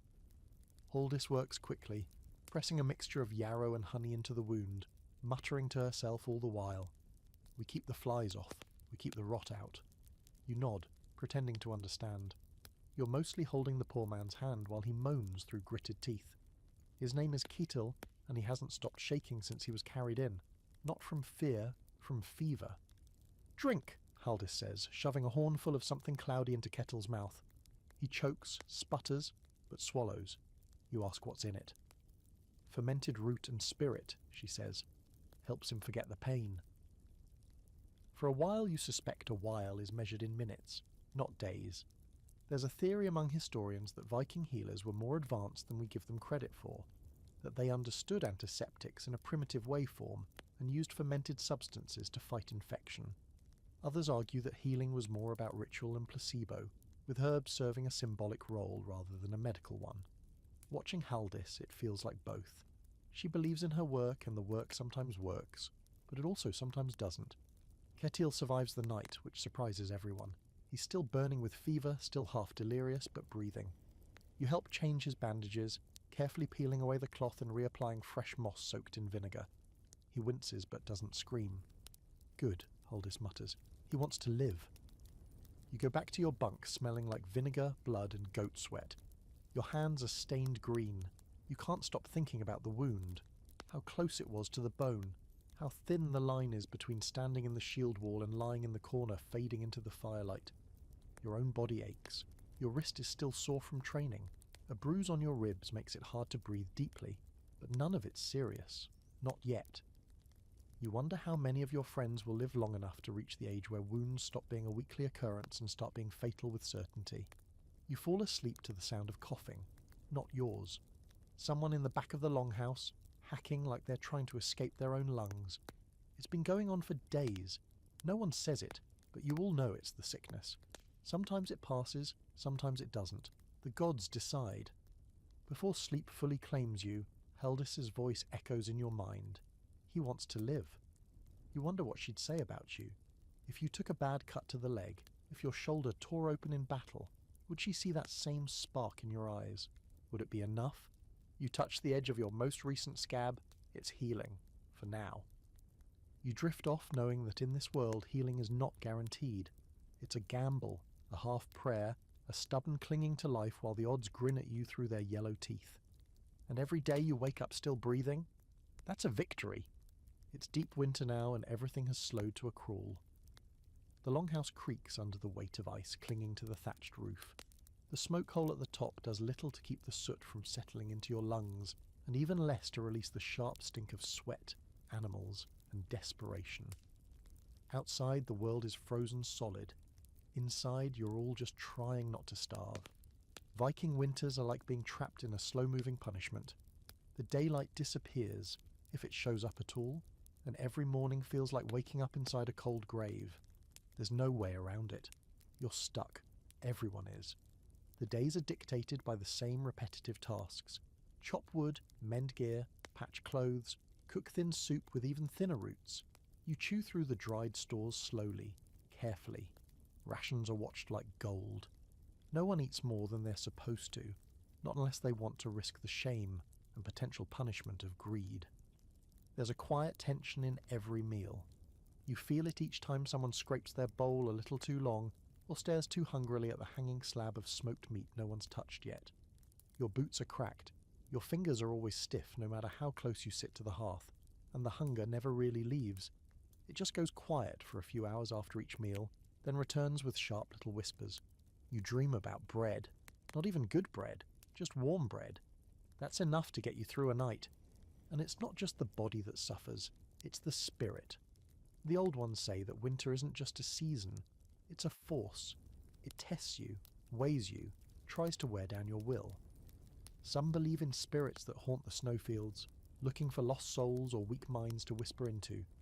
You're not sure you believe in that, but on the coldest nights, when the wind howls like a dying wolf and your breath fogs thick enough to hide your own hands, you wonder. People get quiet this time of year. They argue more easily. Some retreat into silence altogether. Your cousin stopped speaking a week ago, after his father died from a fever that took only 2 days to kill him. 1 minute he was coughing. The next he was gone, wrapped in a fur and buried under the frozen soil with barely a prayer. No one could dig deep enough. They say the wolves will probably get him when the ground thaws. You try not to think about that. There's no room for sentiment. Every life is one less mouth to feed. It's a horrible thing to admit, even silently, but you see it in the eyes of the adults. When someone dies, there's grief. Yes, but also a moment of strange relief.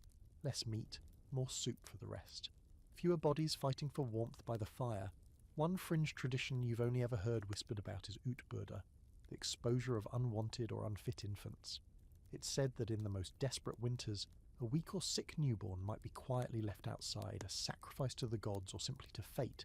It's not spoken of openly. But you've noticed that this winter 2 newborns have gone missing, and no one has offered an explanation. The mothers walk around with vacant eyes. No one asks questions. You've taken to working the food stores every day, counting and recounting what's left. You weigh the barley sacks in your hands, estimate the dried fish, poke at the withering vegetables hanging from the rafters. It's not enough. You all know it. Your mother tries to hide her worry, but you hear her arguing with your father late at night. The supplies were fine until that last raid. He doesn't respond. Or if he does, it's with silence that says more than words. The livestock is thin. The goats bleat constantly, hungry and restless. You're feeding them less and less each day.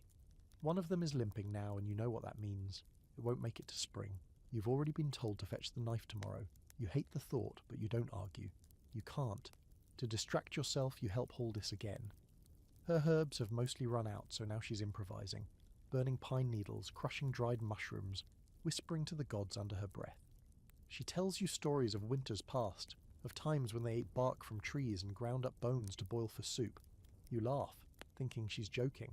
She's not. She shows you a pile of cracked bones in the corner, already simmering in a pot. You swallow hard. And yet, through all this, the village persists. People adapt. Someone carves little figures out of bone and leaves them near the hearth. A girl recites sagas in a shaky voice, and everyone listens, if only to remember warmer times. Your sister sews patches onto your cloak with thread so thin it breaks if you breathe on it wrong. She keeps trying anyway. There's still beauty, even now. The sky, when it clears, is impossibly bright with stars. You go outside one night and see them arranged like runes across the black. The air is so cold it hurts to breathe, but the silence is deep, sacred almost. You stay there longer than you should, frost gathering in your eyelashes, listening to nothing, just the wind, just the breath of the world. That night your father kills the goat. You help him, you hold the bowl. It thrashes and your arms shake, but you don't let go.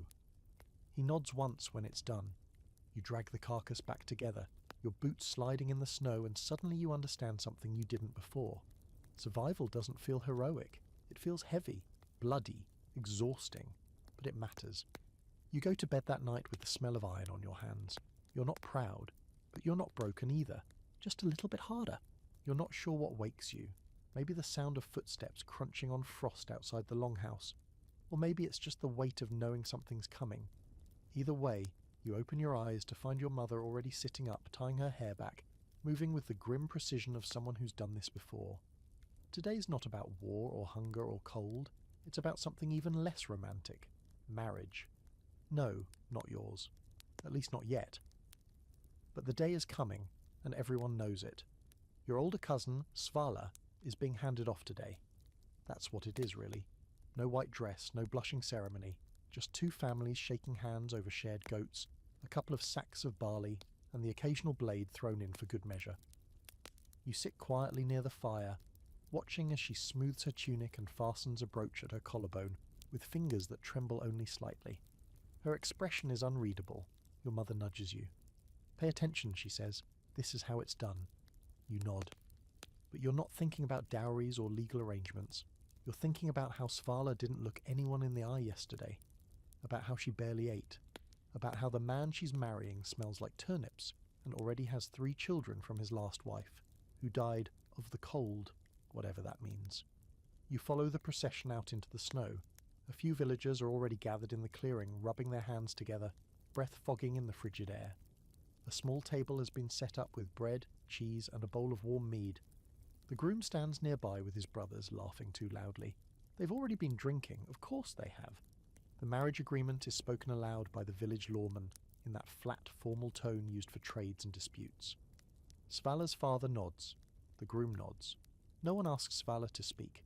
She just stands there, hands clasped tightly, a new amber necklace catching the light like a leash around her throat.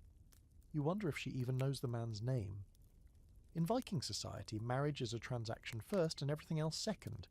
It's about alliances, land, livestock, and keeping your bloodline wrapped up in something sturdy. Love? That's a luxury. If it happens, good for you. If it doesn't, too bad. You still have to share a bed and produce heirs. hopefully ones with strong arms and straight spines. What's unsettling is how normal it all is. People are smiling. A scold starts singing a bawdy tune. Children chase each other in the snow, giggling as they pelt guests with frozen handfuls. You stand off to the side, arms crossed, trying to figure out if this is something to celebrate or just endure. Maybe both. Your father leans over and mutters, "Next year it could be you." You choke on your spit. He just smirks. There's a farmer near the fjord. Strong stock. 2 daughters. Think about it. You don't want to think about it. You're barely more than a child, and the idea of being tied to someone for life, sharing a bed, a home, goats, feels as terrifying as a Saxon ambush. But here, no one waits until they're ready. You're ready when the clan says so, when your beard comes in, when your shoulders square off, when you stop flinching every time someone shouts your name. That's when you're of use. During the feast, Svala sits beside her new husband and eats quietly. He laughs, slaps her back too hard, kisses her forehead like she's a prize mare. She smiles once, a brief flicker, so fast you might have imagined it. You hope it's real. You hope she's found some kind of peace in this, even if it's buried under layers of expectation and obligation. You try not to let yourself think about what happens next for her. The wedding night, the pressure to produce a child, the way failure to do so might get her quietly replaced. You've heard the stories. A woman who doesn't give her husband an heir by a certain number of winters can be cast aside, sent back, traded, or worse. One woman was even accused of witchcraft when her womb refused the seed. No one saw her after that, and yes, some women fight back. You've heard of strong wives who rule households, who manage farms better than their husbands ever could. A few even go raiding, sword in hand, hair braided like a battle flag. But they're the exception. For most, it's a life of bearing and burying children, cooking, weaving, praying. There's debate among modern scholars about just how much autonomy Viking women had. Some say they had remarkable rights for their time, able to divorce, claim property, run businesses. Others argue that was true only in rare cases, and that marriage was usually a sentence. The truth probably lies somewhere in between. Some marriages worked, some didn't, like anywhere else. Except here, the options for escape are limited to death or exile. Back in the longhouse after the feast, the mood is strange, half celebratory, half exhausted. You lie on your sleeping mat, staring at the ceiling, listening to the crackle of the fire and the quiet murmurs of your mother and aunts as they clean up the remains of the meal. Your little sister is humming to herself, weaving straw into something vaguely goat-shaped. Your brother is snoring, mead-heavy and flat on his back. You think about your future, about the faceless person you might someday be tied to, about how little say you might have in the shape of your life. You don't even know what you want. You've barely had time to think, to grow, to breathe without someone telling you to swing harder, run faster, act tougher. And yet deep down you know what's coming. You've felt the glances, heard the whispers. That one's almost ready. He'll be useful soon. You're not a child anymore. You're a commodity waiting to be traded. It's just a matter of when. You close your eyes and pretend you're far away, sailing across the sea, building your own hall, choosing your own fate. But even in your dream, someone's waiting at the door, holding out a necklace. You're awoken by a scream, not a startled shout or someone yelling about a goat again, but a real chest-deep scream, the kind that cleaves the air in two and turns your blood cold before you even open your eyes. You jolt upright, your heart hammering, and scramble outside into the bitter morning light with half the village already on their feet, blades drawn, barely dressed, eyes wild. The source is a small group near the edge of the forest. You see them crowded around something on the ground, their backs stiff, faces frozen. Someone's kneeling, shaking, whispering a prayer to a god you've never even heard of. Then you see it. A body. No one says his name at first. There's just silence, followed by a slow, horrified murmur. You get closer, close enough to see the body sprawled out, arms splayed, ribcage torn open like some grim ritual. His face is gone. Literally gone. A deep hollow where it should have been. Blood stains the snow black, steaming in the cold. You've seen death before, sure, but not like this. Someone finally says it. It's Halfdan. Your stomach flips. You knew him. Not well, but enough to recognize the boots, the carved bone clasp on his belt, the gap where his left incisor was missing. He was strong, not the kind you'd expect to go down easy. You don't say anything. You just stand there, heart thudding, eyes locked on the mangled mess of what used to be someone you joked with last week. Then the whispers begin. Couldn't be a bear, someone mutters. No animal does that to a man. It's menskrafter, human hands. Or worse. And just like that, the word everyone avoids but secretly believes begins to drift through the crowd. Bloodurn, the blood eagle, a death reserved for traitors, oath breakers, the worst kind of man. It's an execution that belongs in sagas, not in your backyard. It's one of the most disturbing methods of torture and death ever conceived. The ribs severed from the spine, lungs pulled out through the back, still fluttering like wings. Whether it was ever truly practiced is a matter of hot debate. Some scholars argue it was myth, exaggeration. Others point to sagas and a few chilling accounts, suggesting that it may have been rare but real. You look down at Halfdan and wonder, was he punished? Or was this something darker? The elders convene immediately. You're shooed away like a child, even though you've seen worse than most of them by now. You wander, stunned, trying to make sense of what just happened. There hasn't been a killing in the village for over 2 years, and even then it was a drunken brawl over a spilled drink and a stolen pig. This is different. This was deliberate, and if someone did this, they're still here. By midday, fear has settled over everything like smoke. People speak in half words. No one goes into the woods alone. Children are kept inside. The men patrol, armed even when walking 5 steps to relieve themselves. You hear whispers of a curse, of gods angered by something someone did, something that demanded blood. Some blame the last blot. It wasn't clean, the woman mutters. The sacrifice didn't take. Others talk of witches, trolls, even a draugr, the undead, risen from the grave, hungry for vengeance.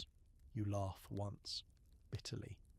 The idea of an undead warrior haunting your village is less terrifying than the very real fact that someone might have opened up Halfdan like a feast animal. Whoever it was, they knew what they were doing. At dusk, the lawman stands in the clearing and calls for a holmgang, a duel. If the killer won't come forward, then the gods will draw them out through combat. It's a desperate, half-superstitious tactic, but no one argues.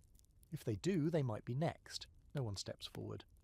So the lawman names someone. It's Arna, a loner, a woodcutter, quiet. Too quiet, maybe. You've never seen him speak more than a few words at a time. He's not liked, but that's not the same as being guilty. Still, once someone's named, it sticks like pitch. Arn denies everything. But he doesn't do it loudly, doesn't cry out, doesn't fall to his knees and beg. He just says no. That's enough to make people start sharpening blades. The duel is set for morning, trial by combat. The gods will decide. That night no one sleeps. You sit by the fire, turning a small carving over in your hands. A piece of wood shaped like a raven, something Halfdan gave you once during a long boat ride. For luck, he said, or whatever's left of it. You wish you hadn't kept it. Now it feels cursed. The idea of the blood eagle sticks in your mind. Who does that? Why? Was Halfdan truly guilty of something monstrous, or was he just unlucky? A few fringe accounts claim the blood eagle wasn't only punishment, it was a ritual, a dark offering to Odin or Hel. Some say it gave the killer power, especially if done at night, under a specific moon. You don't know if any of that's true, but you can feel it. Something is wrong in the village, something deep and ancient and angry. In the silence, you imagine what it would feel like to be pulled from your sleep, dragged into the cold and laid out on a stone, to feel ribs crack, lungs tear, to hear your own heartbeat stutter under open sky. You curl tighter into your blanket, trying to smother the image. You fail. Morning comes with ash-coloured clouds. The duel is swift. Arna fights well, too well. It unsettles people. He doesn't look like a killer, but he doesn't look afraid either. That alone damns him. When he finally falls, a sword through his gut, no one cheers. They just watch him bleed into the snow, as if waiting for a sign. The ravens don't come. No one says it out loud, but the unease lingers. Was justice done? Or just another death to balance the fear? You help carry his body to the woods. It's quiet. The snow crunches underfoot. Someone murmurs a prayer. You stay silent. Back in the village, people pretend life is normal again. Chores resume. Children laugh. The pigs squeal like nothing happened. But no one lingers outside after dark. And you? You sleep with a knife under your blanket now. because whoever opened Hafdan didn't need a reason, and nothing says they won't want to do it again. The snow finally begins to melt. Not quickly, not all at once, just in sluggish, stubborn patches, like the land is hung over from the misery of winter and needs a few weeks to shake off the cold. You wake to the sound of water dripping from the longhouse roof, and it feels almost like music. The air smells different too. Mud, pine sap, the faint reek of something old and wet rising out of the thawing earth. You stretch under your blanket and feel your joints protest like rusty hinges. Your body still remembers every miserable hour of the long freeze. And now, with spring creeping in, there's no time to rest, because it's time to return to the other brutal half of Viking life. Farming. You thought raiding was hard. You thought rowing until your fingers bled and your spine turned to rope was hard. But farming, that's a different kind of punishment. It doesn't come with the glory of gold or song or blood-splattered axes. It just comes with aching knees, cracked skin, and the constant realization that no matter how hard you work, the land might still decide to kill you. The fields aren't really fields yet. They're clumps of cold, soggy dirt riddled with stones the size of your fist. You and your father spend the morning hauling rocks out of the ground, one after another, piling them at the edge of the property like some offering to a very bored god. Your fingers are numb from the wet earth. Every time you think the frost is gone, it slaps back like a trickster spirit. You dig anyway. Ploughing comes next. The plough is a wooden beast with a heavy iron tip dragged by a half-starved ox that farts constantly and seems to hate your entire bloodline. You're told to guide the blade while your brother holds the reins. Within minutes, your boots are caked in muck and your shoulders are screaming. The plough jumps over roots. The ox stumbles. You fall. Twice. Your father doesn't even look back. He just says, again. See, farming here isn't noble. It's survival. Most Viking families don't live on plunder. They live on what they can pull from the soil, often with fingers too cracked to hold a spoon at night. And it's not just grains. It's flax for weaving, beans, barley, cabbage if you're lucky. Every bite next winter depends on what you do now. Every row planted, every seed covered, every weed ripped out like it owes you money. You pause to catch your breath, wiping sweat and mud from your face. Your sister passes by with a basket of tools and doesn't even smile. No one's smiling. This isn't the fun part of the Viking image. This is the part where you break your back for the right to not starve again next year. You take a break at midday, eating a slab of cold fish and a crust of bread so hard it could double as a weapon. You chew slowly, staring at the sky, wondering if this is all life will be from now on. Cycles of freezing, planting, surviving. You hear a distant bird call, the first in weeks. That, at least, feels like a small gift. There's a moment in the afternoon when something shifts. You and your brother are weeding a stubborn patch near the fence when you find bones. Not animal bones. Too clean. Too human. You freeze, then call your father over. He kneels down, studies them, says nothing for a long moment. Old grave, he finally says, from the last family who lived here. You ask what happened to them. They didn't plant early enough. He says it like it's a weather report. No emotion, just a fact. You stare at the bones, suddenly aware that the line between your family and theirs is thinner than you'd like to admit. Later, he tells you to keep digging. So you do. At dusk, you help with the fencing. A boar got in last year and destroyed an entire row of carrots. You're told to sharpen wooden stakes and drive them into the ground at intervals. Your hands blister. You bleed a little. You keep going. There's no other option. One quirky thing you notice. Some of the older farmers tie small carved idols to their fence posts. Little wooden gods with beady eyes and exaggerated bellies. You ask your uncle about it, and he shrugs. Keeps the harvest spirits happy, he says, or at least confused.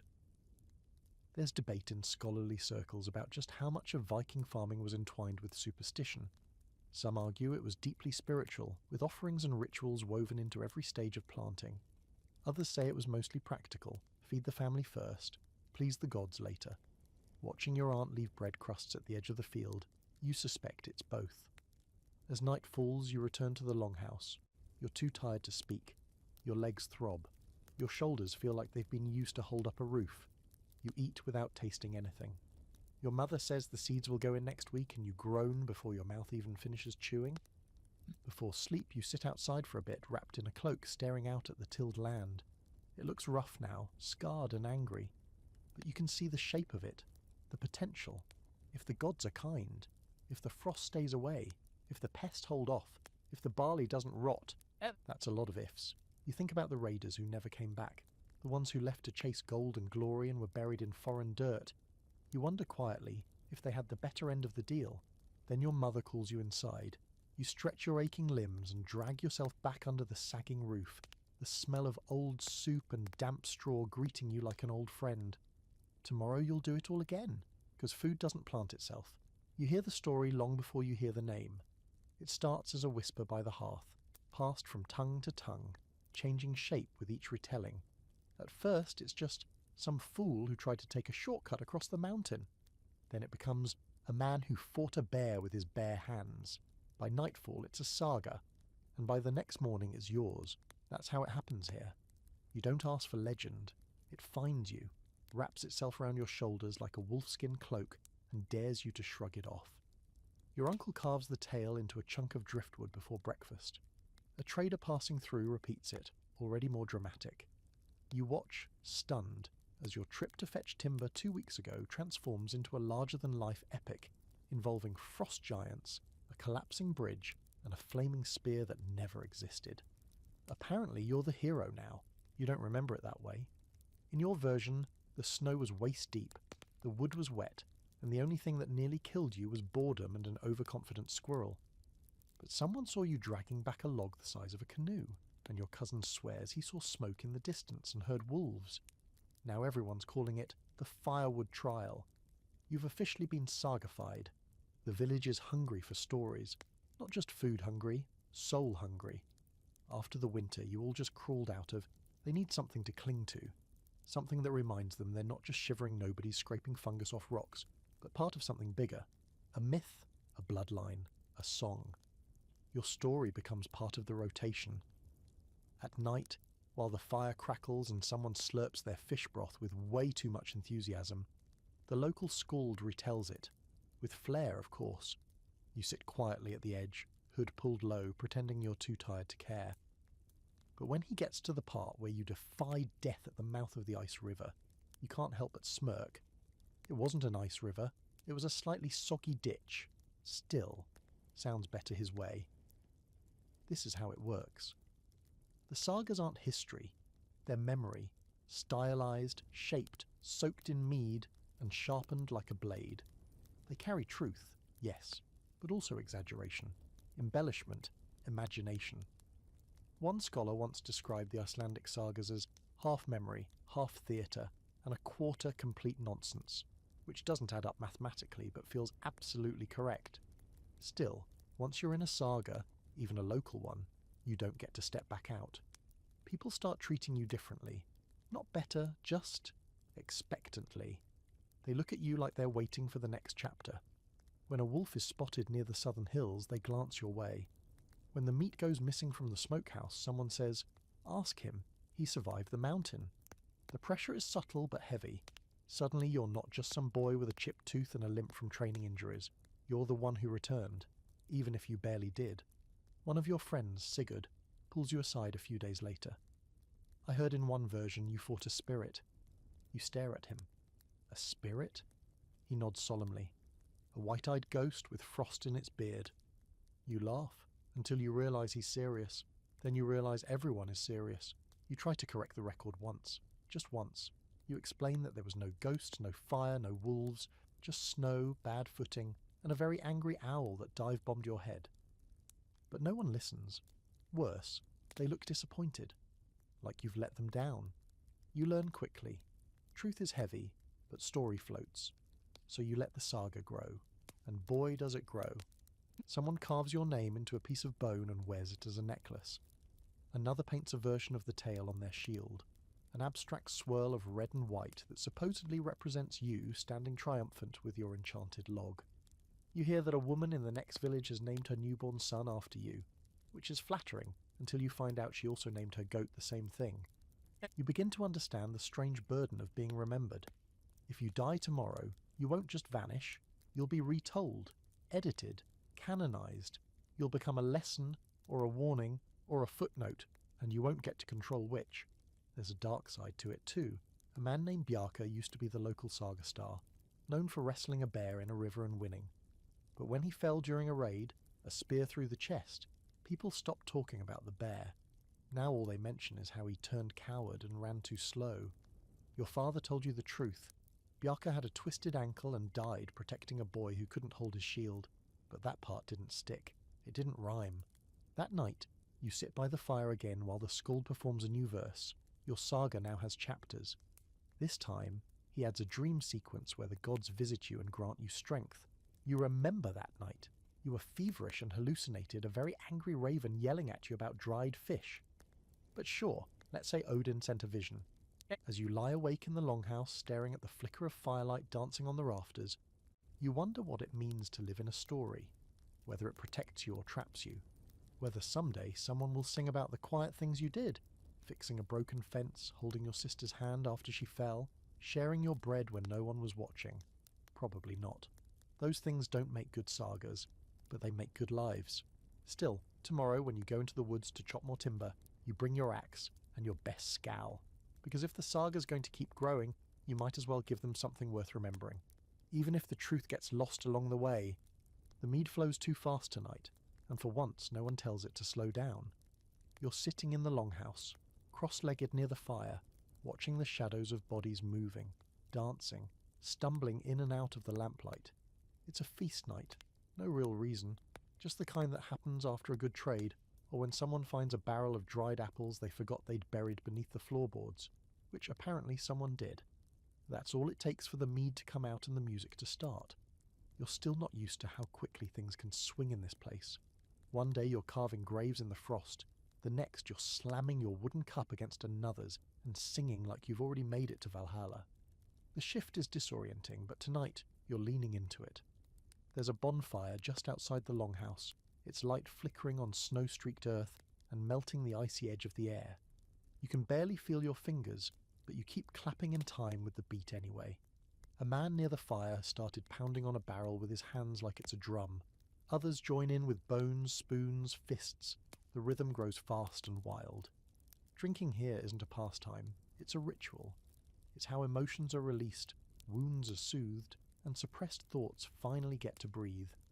Mead is the bloodstream of Viking gatherings, equal parts courage and trouble. You're halfway through your second cup and your tongue already feels too big for your mouth. Somewhere across the room, your friend Sigurd is trying to dance. You think.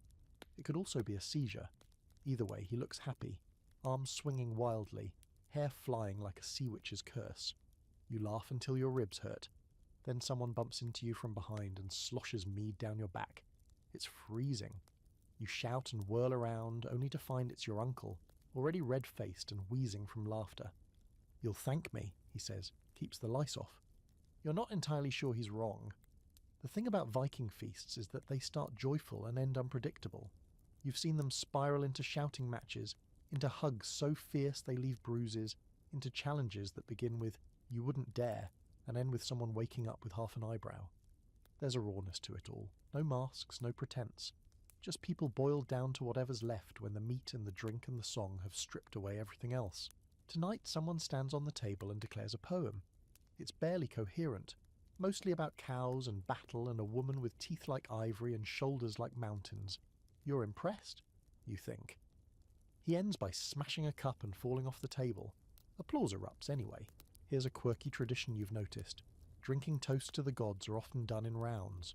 First to Odin for wisdom and victory, then to Njord for wealth and good seas, then to Freya for love and fertility.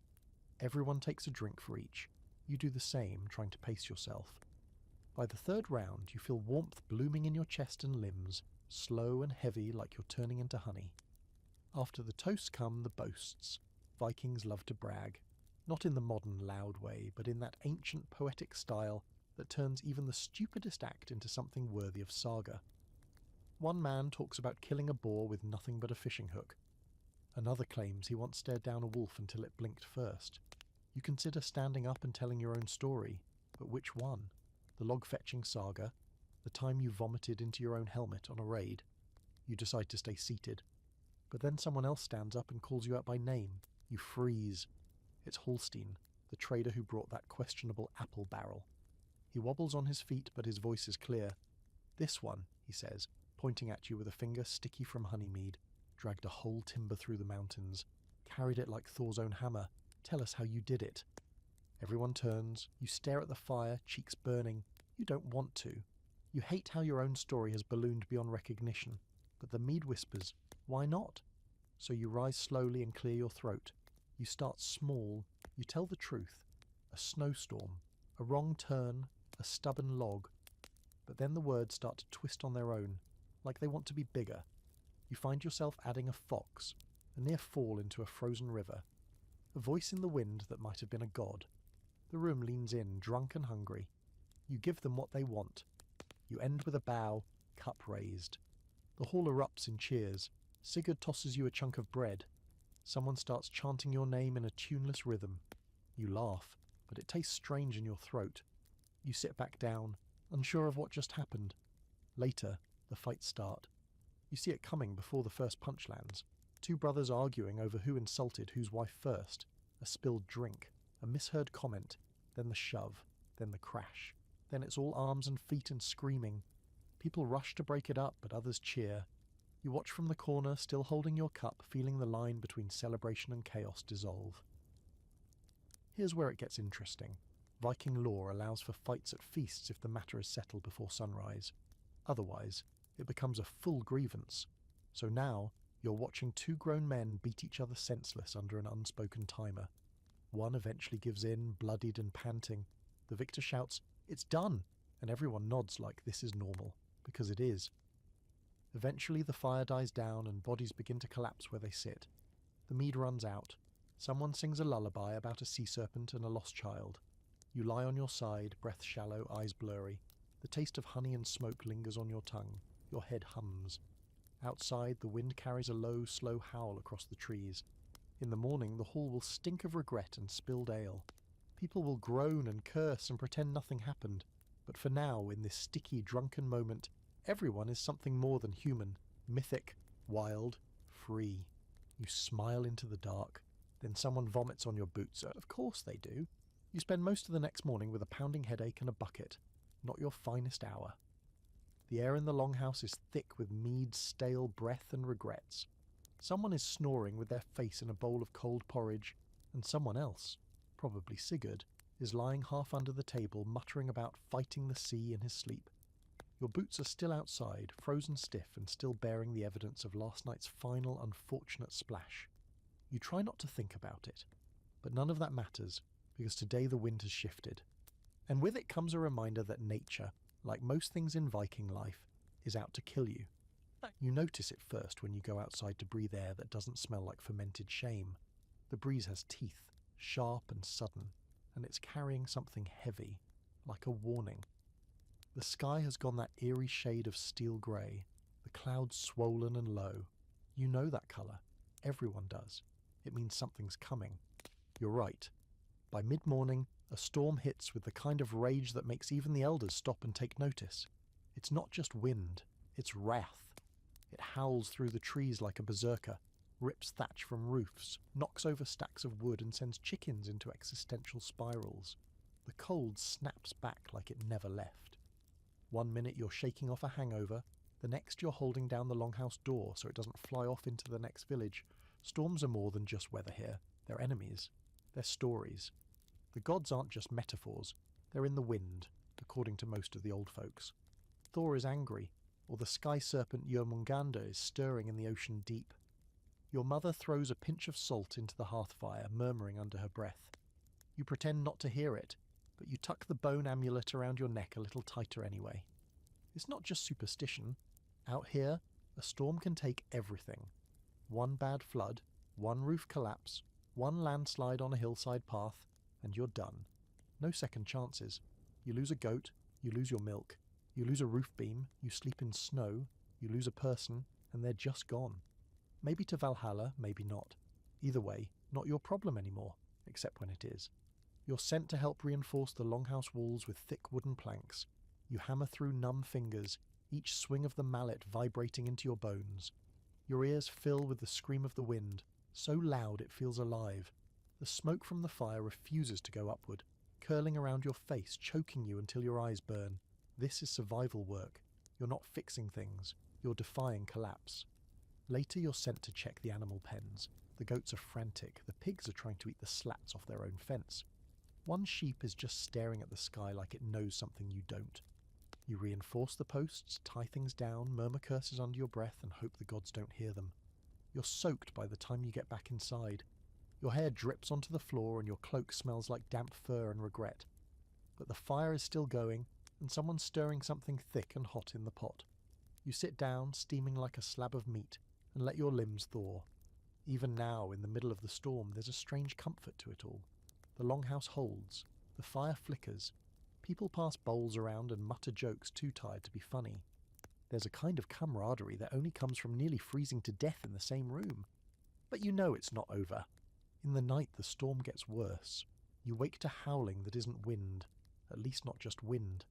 A noise outside, deep, wrenching, a crack, then a scream, real, human. You're up before you realize what you're doing, grabbing your cloak and racing outside barefoot, cold slicing into your feet like knives. The snow is blowing sideways, stinging your skin.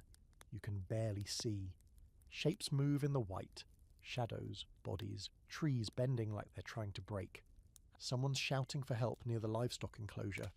You and a few others rush through knee-deep drifts, slipping and cursing and swinging torches. The fence is broken. A tree came down clean through it. One of the goats is dead, crushed. Another is missing. But that's not the worst of it. A man is trapped beneath the fallen trunk. It's Leaf, one of the older fishermen. You recognize his boots first, sticking out from under the splintered mess. He's alive somehow, his legs caught under the weight, his face grey with pain. You dig, you heave, you grunt through gritted teeth. For 10 minutes your world is just the wood and the snow and your hands going numb as you try to save a man who once gave you your first fishing hook. You free him, eventually. His legs are ruined. You carry him back through the storm, wrapped in furs, groaning like a dying animal. His wife meets you at the door with wide eyes and no tears. You say nothing. There's nothing to say. Aldous works on him all night. The fire burns hot, the herbs stink, and the air is thick with tension, but it's no use. By morning he's gone. You sit outside as the storm weakens, bundled in every layer you own. The snow has stopped. The wind has calmed. But the sky is still heavy, like it's waiting for an excuse. Storms teach you things about the world, about yourself. You learn how fast things can go wrong, how little control you actually have, how strength isn't about lifting logs or swinging axes, but holding the line when everything around you tries to break it. You watch the horizon as the clouds begin to part, revealing the pale blue of morning. There will be more storms, but for now, the sky lets you breathe. You've never seen a rune carved with this much care. It's shallow, yes, just a few precise lines gouged into a piece of smooth pine, but it gleams under the firelight like it means something far beyond the obvious. Your friend Thora made it, sitting cross-legged in the dirt outside her family's longhouse, whispering to herself while her blade scratched careful symbols into the wood. You ask her what it's for. She glances up with a smirk. Protection, she says, or maybe mischief. Depends how you read it. That's the thing about runes. They're not just letters. They're power, or at least that's how everyone treats them. Some say they came from the gods, carved by Odin himself, who hung for 9 days on the great tree, bleeding and broken, to pull knowledge from the void. Others say they're older than the gods, just shapes drawn from the bones of the world. All you know is, when someone carves one, everyone steps back. You've just started learning them, slowly, awkwardly. There's no school, no formal lessons. You sit beside whoever's willing to teach, watching as they scrape and notch, explaining what each shape means. Fehu for wealth, Uruz for strength, Algiz for protection. Some have clear meanings, others are trickier, changing depending on who's asking and how they're drawn. You've already made mistakes, once inscribed a healing rune backwards, and Holdis made you burn it before it tangled your guts. The rune sticks with you all day, buzzing quietly in your mind like a gnat you can't swat. You start seeing runes everywhere, in fence posts, scratched into the handles of tools, burned into the beams above the longhouse hearth. One man even has them tattooed on his knuckles. When you ask him what they mean, he says, nothing. but they keep me from punching someone I shouldn't. You're not sure if that's wisdom or just very specific self-control. Later that week, you're told to help carve a grave marker for Leif, the fisherman crushed in the storm. It's your first real responsibility involving runes, and you don't want to mess it up. Thora comes with you, quietly handing you a bone-handled knife as you kneel beside the wood plank. The wind is cold but calm now, and everything feels sharper under its breath. You trace the symbol slowly. His name, his lineage, a brief phrase about his bravery in the storm. You pause before the final rune, uncertain. What's the right one for a peaceful passing, you ask? Thora shrugs. There isn't one. He died helping others. That's enough. So you carve a symbol for strength. It feels right. There's an ongoing debate among the elders about whether runes should ever be used casually. Some say every carving is a spell, a promise, a call. Others believe it's just writing, a way to mark things. You watch two old men nearly come to blows over a disagreement about Perthrow, the rune of fate and hidden things. One says it should never be carved into a home. It invites too much mystery. The other says it belongs above the door to remind you that you don't know what's coming. You quietly decide never to use it. Thora, on the other hand, uses runes like she's playing with fire. You've seen her carve one into a bone and leave it on someone's doorstep. When asked about it, she just smiles and says, "Let's see what happens." It's hard to tell if she believes in magic or just likes messing with people's heads.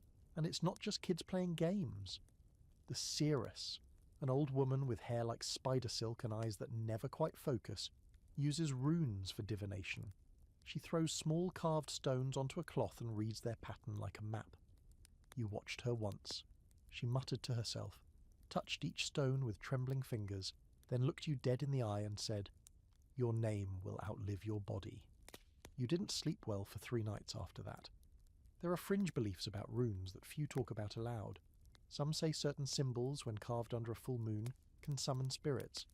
Others claim there are lost runes that the gods hid after humanity misused them, symbols too dangerous to be spoken or scratched.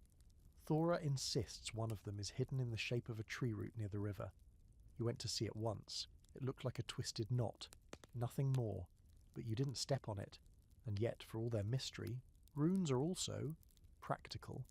Farmers use them to mark their tools. Fishermen etch them into oars for luck. Warriors burn them into sword hilts, hoping for sharper strikes and stronger arms. You've started carving one, a small awaz for resilience, into the inside of your shield. It's a little crooked, but it's yours. One night you sit by the fire with Thora, passing a piece of driftwood back and forth. You each take turns carving a rune, building a secret story together in symbols. She adds one for travel, you add one for memory. She carves a jagged shape you don't recognize. "That one's made up," she says. "It's just ours." You smile and leave it. You keep that piece of wood in your belt now, tied with a leather cord close to your skin.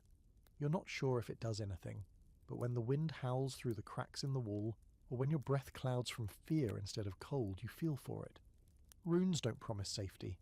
They don't make you invincible or wise or brave, but they're something to hold on to. A little order in a chaotic world. A message scratched into the bones of things saying, "I was here. I left my mark. I meant something. And really, what else can you ask for?" Trade season comes like a cautious thaw. Slow, uncertain, but full of possibility. It doesn't feel like much at first. Just a few boats dotting the coastline, their sails low, their colours unfamiliar. Then a cart creaks into the village. Then 2 more. Then a man shows up wrapped in dyed linen, speaking a language you've only heard shouted in half-understood curses during raids. And suddenly, your quiet corner of the world feels like the centre of something much bigger. You're sent to help carry crates from one of the arriving wagons. They're packed with thick furs, bronze trinkets, and clay pots sealed with wax. The trader, an older man with silver rings in his beard and one clouded eye, nods at you but doesn't smile. He speaks in clipped words and gestures, and you're not sure if he doesn't know your tongue well or just doesn't care to waste breath. You're not offended. That's how trade works. Everything costs, even conversation. Trade in Viking life is half lifeline, half performance. You don't just exchange goods. You display them, talk them up, flaunt their stories. That comb? Taken from a Frankish noble's wife during a siege. That belt buckle? Gifted by a jarl, stolen from a jarl, gifted again. You never know what's true, but that's not the point. Truth doesn't move wares. Wonder does. Your job is to help haul, to fetch, to hold, to not mess anything up. But you're watching everything. The way your uncle changes his posture when negotiating. The way one of the foreign traders tilts his head at a pair of carved walrus tusks like he's trying to decide if they're sacred or just overpriced. The way your father's eyes narrow when someone tries to sell him salt that's already clumping with damp. These are not random exchanges. They're chess moves. No. And yet, beneath all the bartering and bluffing, there's an edge to it. Because this isn't raiding. It's something stranger. You're face to face with people you might one day fight, or raid, or be raided by. You shake their hands. You smile. But in the back of your mind, you wonder how many of them have blood on their boots. You meet a woman from the east with thin braids and more rings on her fingers than you've ever seen on a hand. She wears blue linen and smells like dried oranges and something floral you can't name. She offers you a carved box in exchange for a polished stone from your pouch. It's a simple deal. She holds the stone up to the light, nods, and disappears before you think to ask where she's going. The box now sits in your belt. It's empty. You check it twice, hoping something might appear. It never does. You still carry it anyway. Then there's the silver merchant. Loud, red-faced, with a laugh that fills the whole clearing, and eyes that don't match the humour. He lays out coins stamped with the heads of foreign kings, and promises they're worth more than iron. You're sceptical. Your father is not. They shake on a deal involving a bow you helped make. You're bitter about that until the merchant hands you a tiny silver coin for the boy's work. It's smooth and cold and absolutely useless here. You treasure it. There's a fringe belief that some coins are cursed, imbued with the spirit of those who held them last. Traders don't talk about it much, but some wrap their foreign coins in cloth and refuse to sleep with them under their roofs. You hear a whispered story about a man who paid for goods with a coin soaked in the blood of a dead king, and every person who touched it died mysteriously within a week. You keep your coin tucked in the box from the woman, just in case. Trade also brings stories. Maybe that's the best part. The goods change hands, yes, but the real treasure is in the words. One traveller speaks of lands where the sun never sets. Another describes a city made entirely of white stone where gold hangs in the air like dust. A third says he saw a whale so large it was mistaken for an island, until it moved. The children laugh. The elders nod gravely. You file each tale away, trying to separate fact from fantasy and realizing you don't care which is which. That night the village hosts the travellers for a shared feast. There's no pretense of trust, everyone keeps their blades close, but the mead flows and the music finds its rhythm anyway. You watch strangers sing songs with unfamiliar scales, their voices climbing in strange winding melodies that sound like birds in a storm. Your people answer with your own sagas, your own boasts and battle chants. Somehow it fits, like different gods singing from the same mountaintop. A trader from the south asks if he can carve something into your shield. You hesitate, then nod. He scratches a small symbol near the rim, a curved line with 3 dots beneath it. Luck, he says, or loss. Depends how you hold it. You laugh, but you keep the mark. The morning after the feast, the traders begin to leave. One by one, the carts creak away, the sails catch the wind, the stories vanish like smoke. You help pack the last wagon and watch it disappear into the trees. The clearing feels too quiet afterward, like something important left with them. You count the new goods, spices, cloth, sharpened tools, some strange dried fruit that smells like fire. They'll stretch your supplies, smooth the next months, but you feel the trade in your bones more than your belly. It brought the world to your doorstep and now it's gone again. You return to your chores, your shield heavier on your back, not because of weight, but meaning. That new mark burns faintly against the wood, even in the cold. Luck or loss. You still haven't decided which one you got. You hear the drums before you see the sails, low, steady and slow, just enough to stir something deep in your gut, like a bone remembering how to be afraid. It's not the rhythm of celebration or song. This is war drumming, the kind that announces itself with no apology, the kind that makes everyone in the village stand up a little straighter, glance at their blades, and start whispering the same 2 words. They're back, and they are. The raiding party returns at sunrise, their ship slicing through the mist like a predator. The long, narrow hull is weighed down with more than just men. There's cargo now. Crates, sacks, a few things that glint when the sun catches them just right. You squint, trying to make out the faces. Some you recognize, others are missing. and then there's the one who stares straight ahead, hollow-eyed, with blood still dried into the lines of his face. He doesn't blink, not once. Raiding is the part of Viking life everyone romanticizes. The big adventure, the glory, the gold, the stuff of sagas. But when the ship docks and the warriors step onto the sand, there's no cheering, just the dull clatter of boots and weapons and the quiet, heavy silence of people who left something behind, even if they came back breathing. You help unload the ship. The cargo smells like seaweed, sweat and smoke. One sack is filled with what looks like silver cups and unfamiliar coins. Another holds textiles, maybe. At least you hope that's cloth you're touching. No one tells you what came from where, or who it belonged to. That's not your business. Later they gather in the longhouse to debrief with the elders. You're not invited, but you press your ear to the wall anyway, catching fragments. English coast. Burned the monastery. Resistance stronger than expected. You hear the name of one of your neighbours, someone who didn't return, and a pause so long you think the conversation might have ended. Then someone says, "He died well." That's the metric, isn't it? Not whether you lived or died, just how you died. If you stood your ground, if you took enough of them with you, if you didn't scream, you find yourself staring at the returning warriors for the rest of the day, searching their faces for cracks. One man, Askell, sits outside his hut sharpening a blade that already looks sharp enough to split hair. His hands move like they're not part of him. He doesn't speak, just stares at the sky. You want to ask him what happened, what he saw, what it felt like. But you don't. Because maybe you don't want to know. You spend the evening with Sigurd trying to distract yourselves by repairing one of the fishing nets, but you both keep glancing toward the warriors. "Next year," he says suddenly, "it'll be us." You don't reply. You just keep threading twine through the net like maybe you can weave your way out of fate. The next morning, they burn one of the dead. It's not a full ship burial, not enough wood for that, but it's a pyre carefully stacked, the body wrapped in cloth, sword laid across the chest. Everyone gathers in silence. The seerer sprinkles something over the fire before it's lit. Something that sparks blue. You can smell it in your throat. As the flames rise, the wind picks up, and the smoke curves toward the sky like it knows exactly where to go. People murmur prayers. Some whisper the names of other lost ones just to send them along. You keep your mouth shut but press your fingers to your chest, tracing the shape of the rune Thora taught you for safe passage.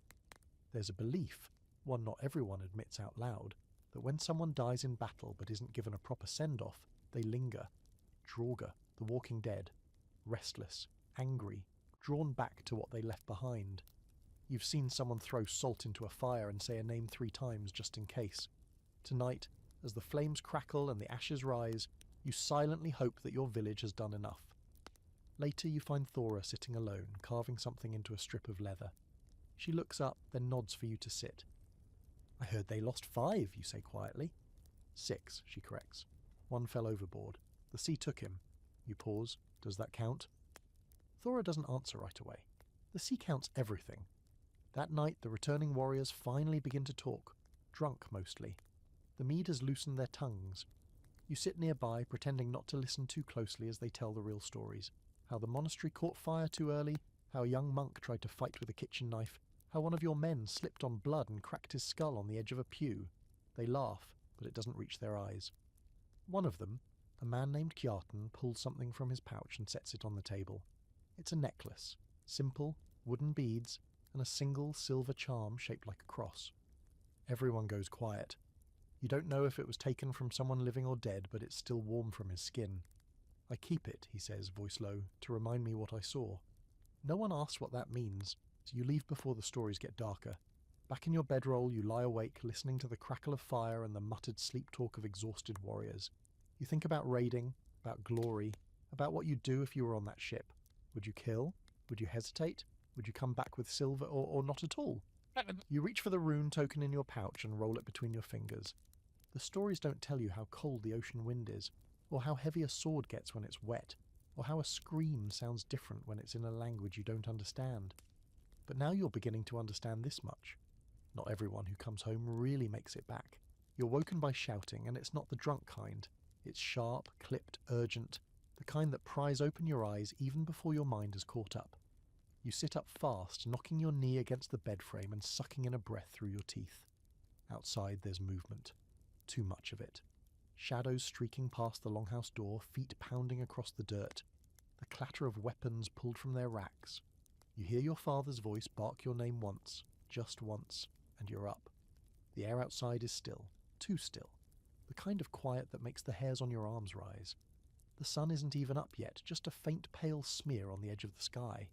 Everyone's awake. Everyone's armed. At first you think it must be another raid party, maybe scouts returning too early. But then you hear the word outsiders. Not traders, not neighbours, not anyone who belongs. No one knows who they are, yet. A ship was seen landing down the coast, further out than most people dare to anchor. No flags, no greetings, just shadows moving in the tree line, watching. Could be pirates, could be scouts for something bigger, could be nothing. But in Viking land, nothing is not something you gamble with. You're told to gather firewood, sharpen spears, and stay close. You do all three, in that order, with your hands half shaking and your eyes constantly flicking to the woods. Every movement out there looks suspicious. A bird takes off and you flinch. You've trained for this, sure, but theory doesn't warm your gut when death might be crawling through the trees. The warriors who just returned from the raid haven't even finished cleaning their gear, and now they're lacing up their boots again. You see Askel with a fresh line of stitches down his jaw, and one eye still swollen shut. He's carrying an axe in each hand like he never stopped. No one complains, no one hesitates. It's just assumed, if there's danger, everyone stands up. No excuses. By mid-morning, a small group is chosen to scout the landing. Your father is among them. He doesn't say goodbye, just gives you a look that says, "Take care of your mother," and walks off into the mist. You help the others reinforce the longhouse, again. More timber, more rope, more bracing the walls like it'll help keep fear out. But it won't. Not really. Because this is the part of Viking life they never sing about. The waiting, the stillness, the tightness in your chest that builds minute by minute until you start to feel like you're being swallowed by it. You gather with others near the centre of the village watching the tree line. Some sit, most stand. You overhear people arguing about whether to prepare the escape boats, just in case. No one agrees, because if you prepare to flee, does that mean you've already given up? Someone tells a story, half joking, mostly desperate, about a village far to the north that was overrun in a single night. No warning, no scouts, no mercy. They say the invaders left the bodies hanging from trees, turned the longhouse into a stable, and took the children. You laugh along, but it's the dry kind. The kind that doesn't taste like anything. Midday, no word. You eat hard bread and cold fish, chewing without tasting. Your stomach is a twisted knot. You sit next to Thora and don't say anything. She's gripping a knife too tightly, knuckles pale, staring at the forest like she's trying to will it to blink first. Finally, near dusk, the scouts return. Your father's boots are covered in mud and blood. Only some of it is own. He looks tired, older somehow. You wait for him to speak. "They're gone," he says. "Ship's gone too." The group murmurs. Relief, confusion, suspicion. "They left tracks," someone adds, "but no sign of a fight." Maybe they were just scouting. That word again. Maybe. Everything here is maybe. Maybe they're gone. Maybe they'll return. Maybe they were testing you. Maybe they'll bring friends next time. No one dares relax. Not fully. Still, people begin to exhale. The spears go back in their places. The doors are unbarred. The fire is lit again. You sit near it, listening to the stories people tell now that the danger seems to have passed. But you keep one hand on the hilt of your knife. You don't let it go.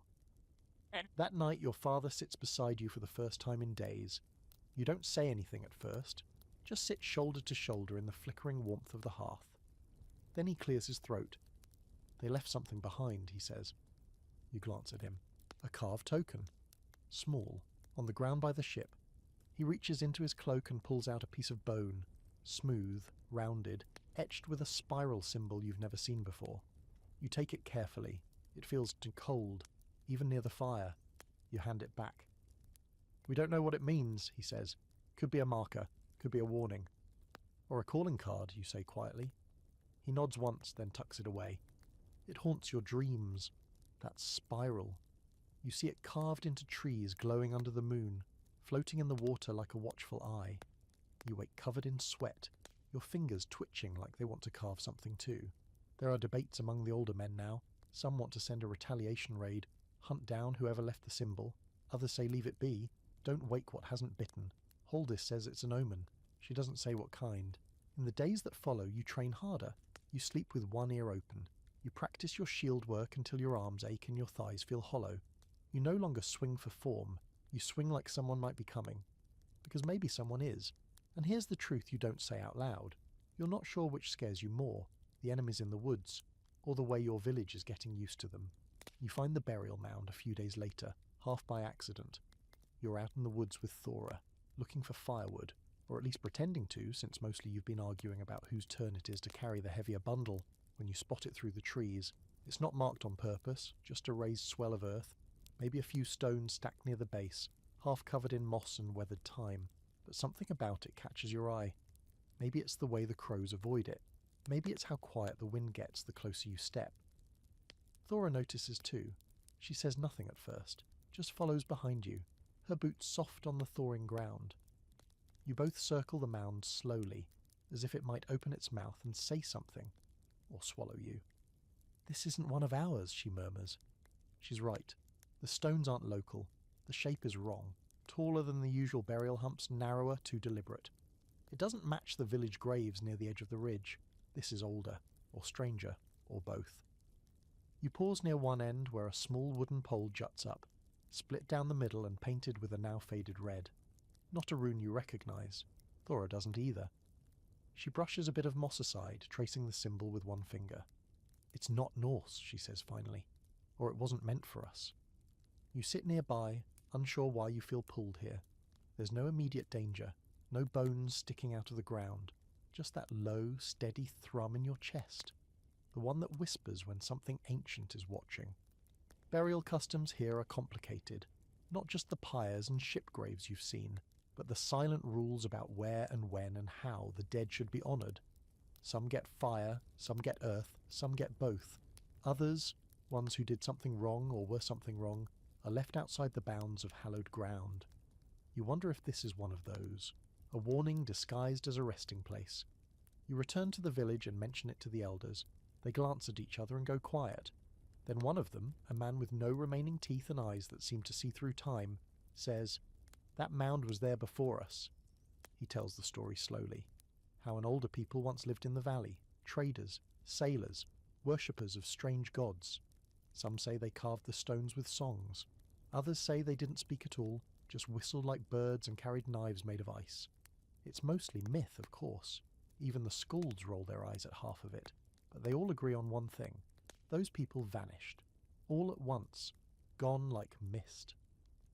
Some say they dug too deep into death, the elder finishes, and couldn't climb back out. Later you tell Thora that story and she just shrugs. That sounds like us too. Still the mound lingers in your thoughts. You dream of it. Not scary dreams, but heavy ones. Weighty. You see yourself standing on top of it while the forest burns around you. You see faces in the stones. Hear your own name whispered from underground. You wake with soil under your nails, though maybe that's just from working the fields. It's planting season again. The thaw is real this time, not just hints. The dirt is soft, darker, and the air smells like potential. But the tension hasn't left. If anything, it's grown. Every task feels heavier now, more urgent. The idea that someone, or something, is watching your village hangs over everyone like fog. The elders finally decide to perform a blot. You've only seen one once before, and even then it was small. Just a goat, some chants, a few prayers, and a communal meal afterward. This one's different. Bigger. They build a platform near the sacred grove, bring out sacred carvings wrapped in linen and bone.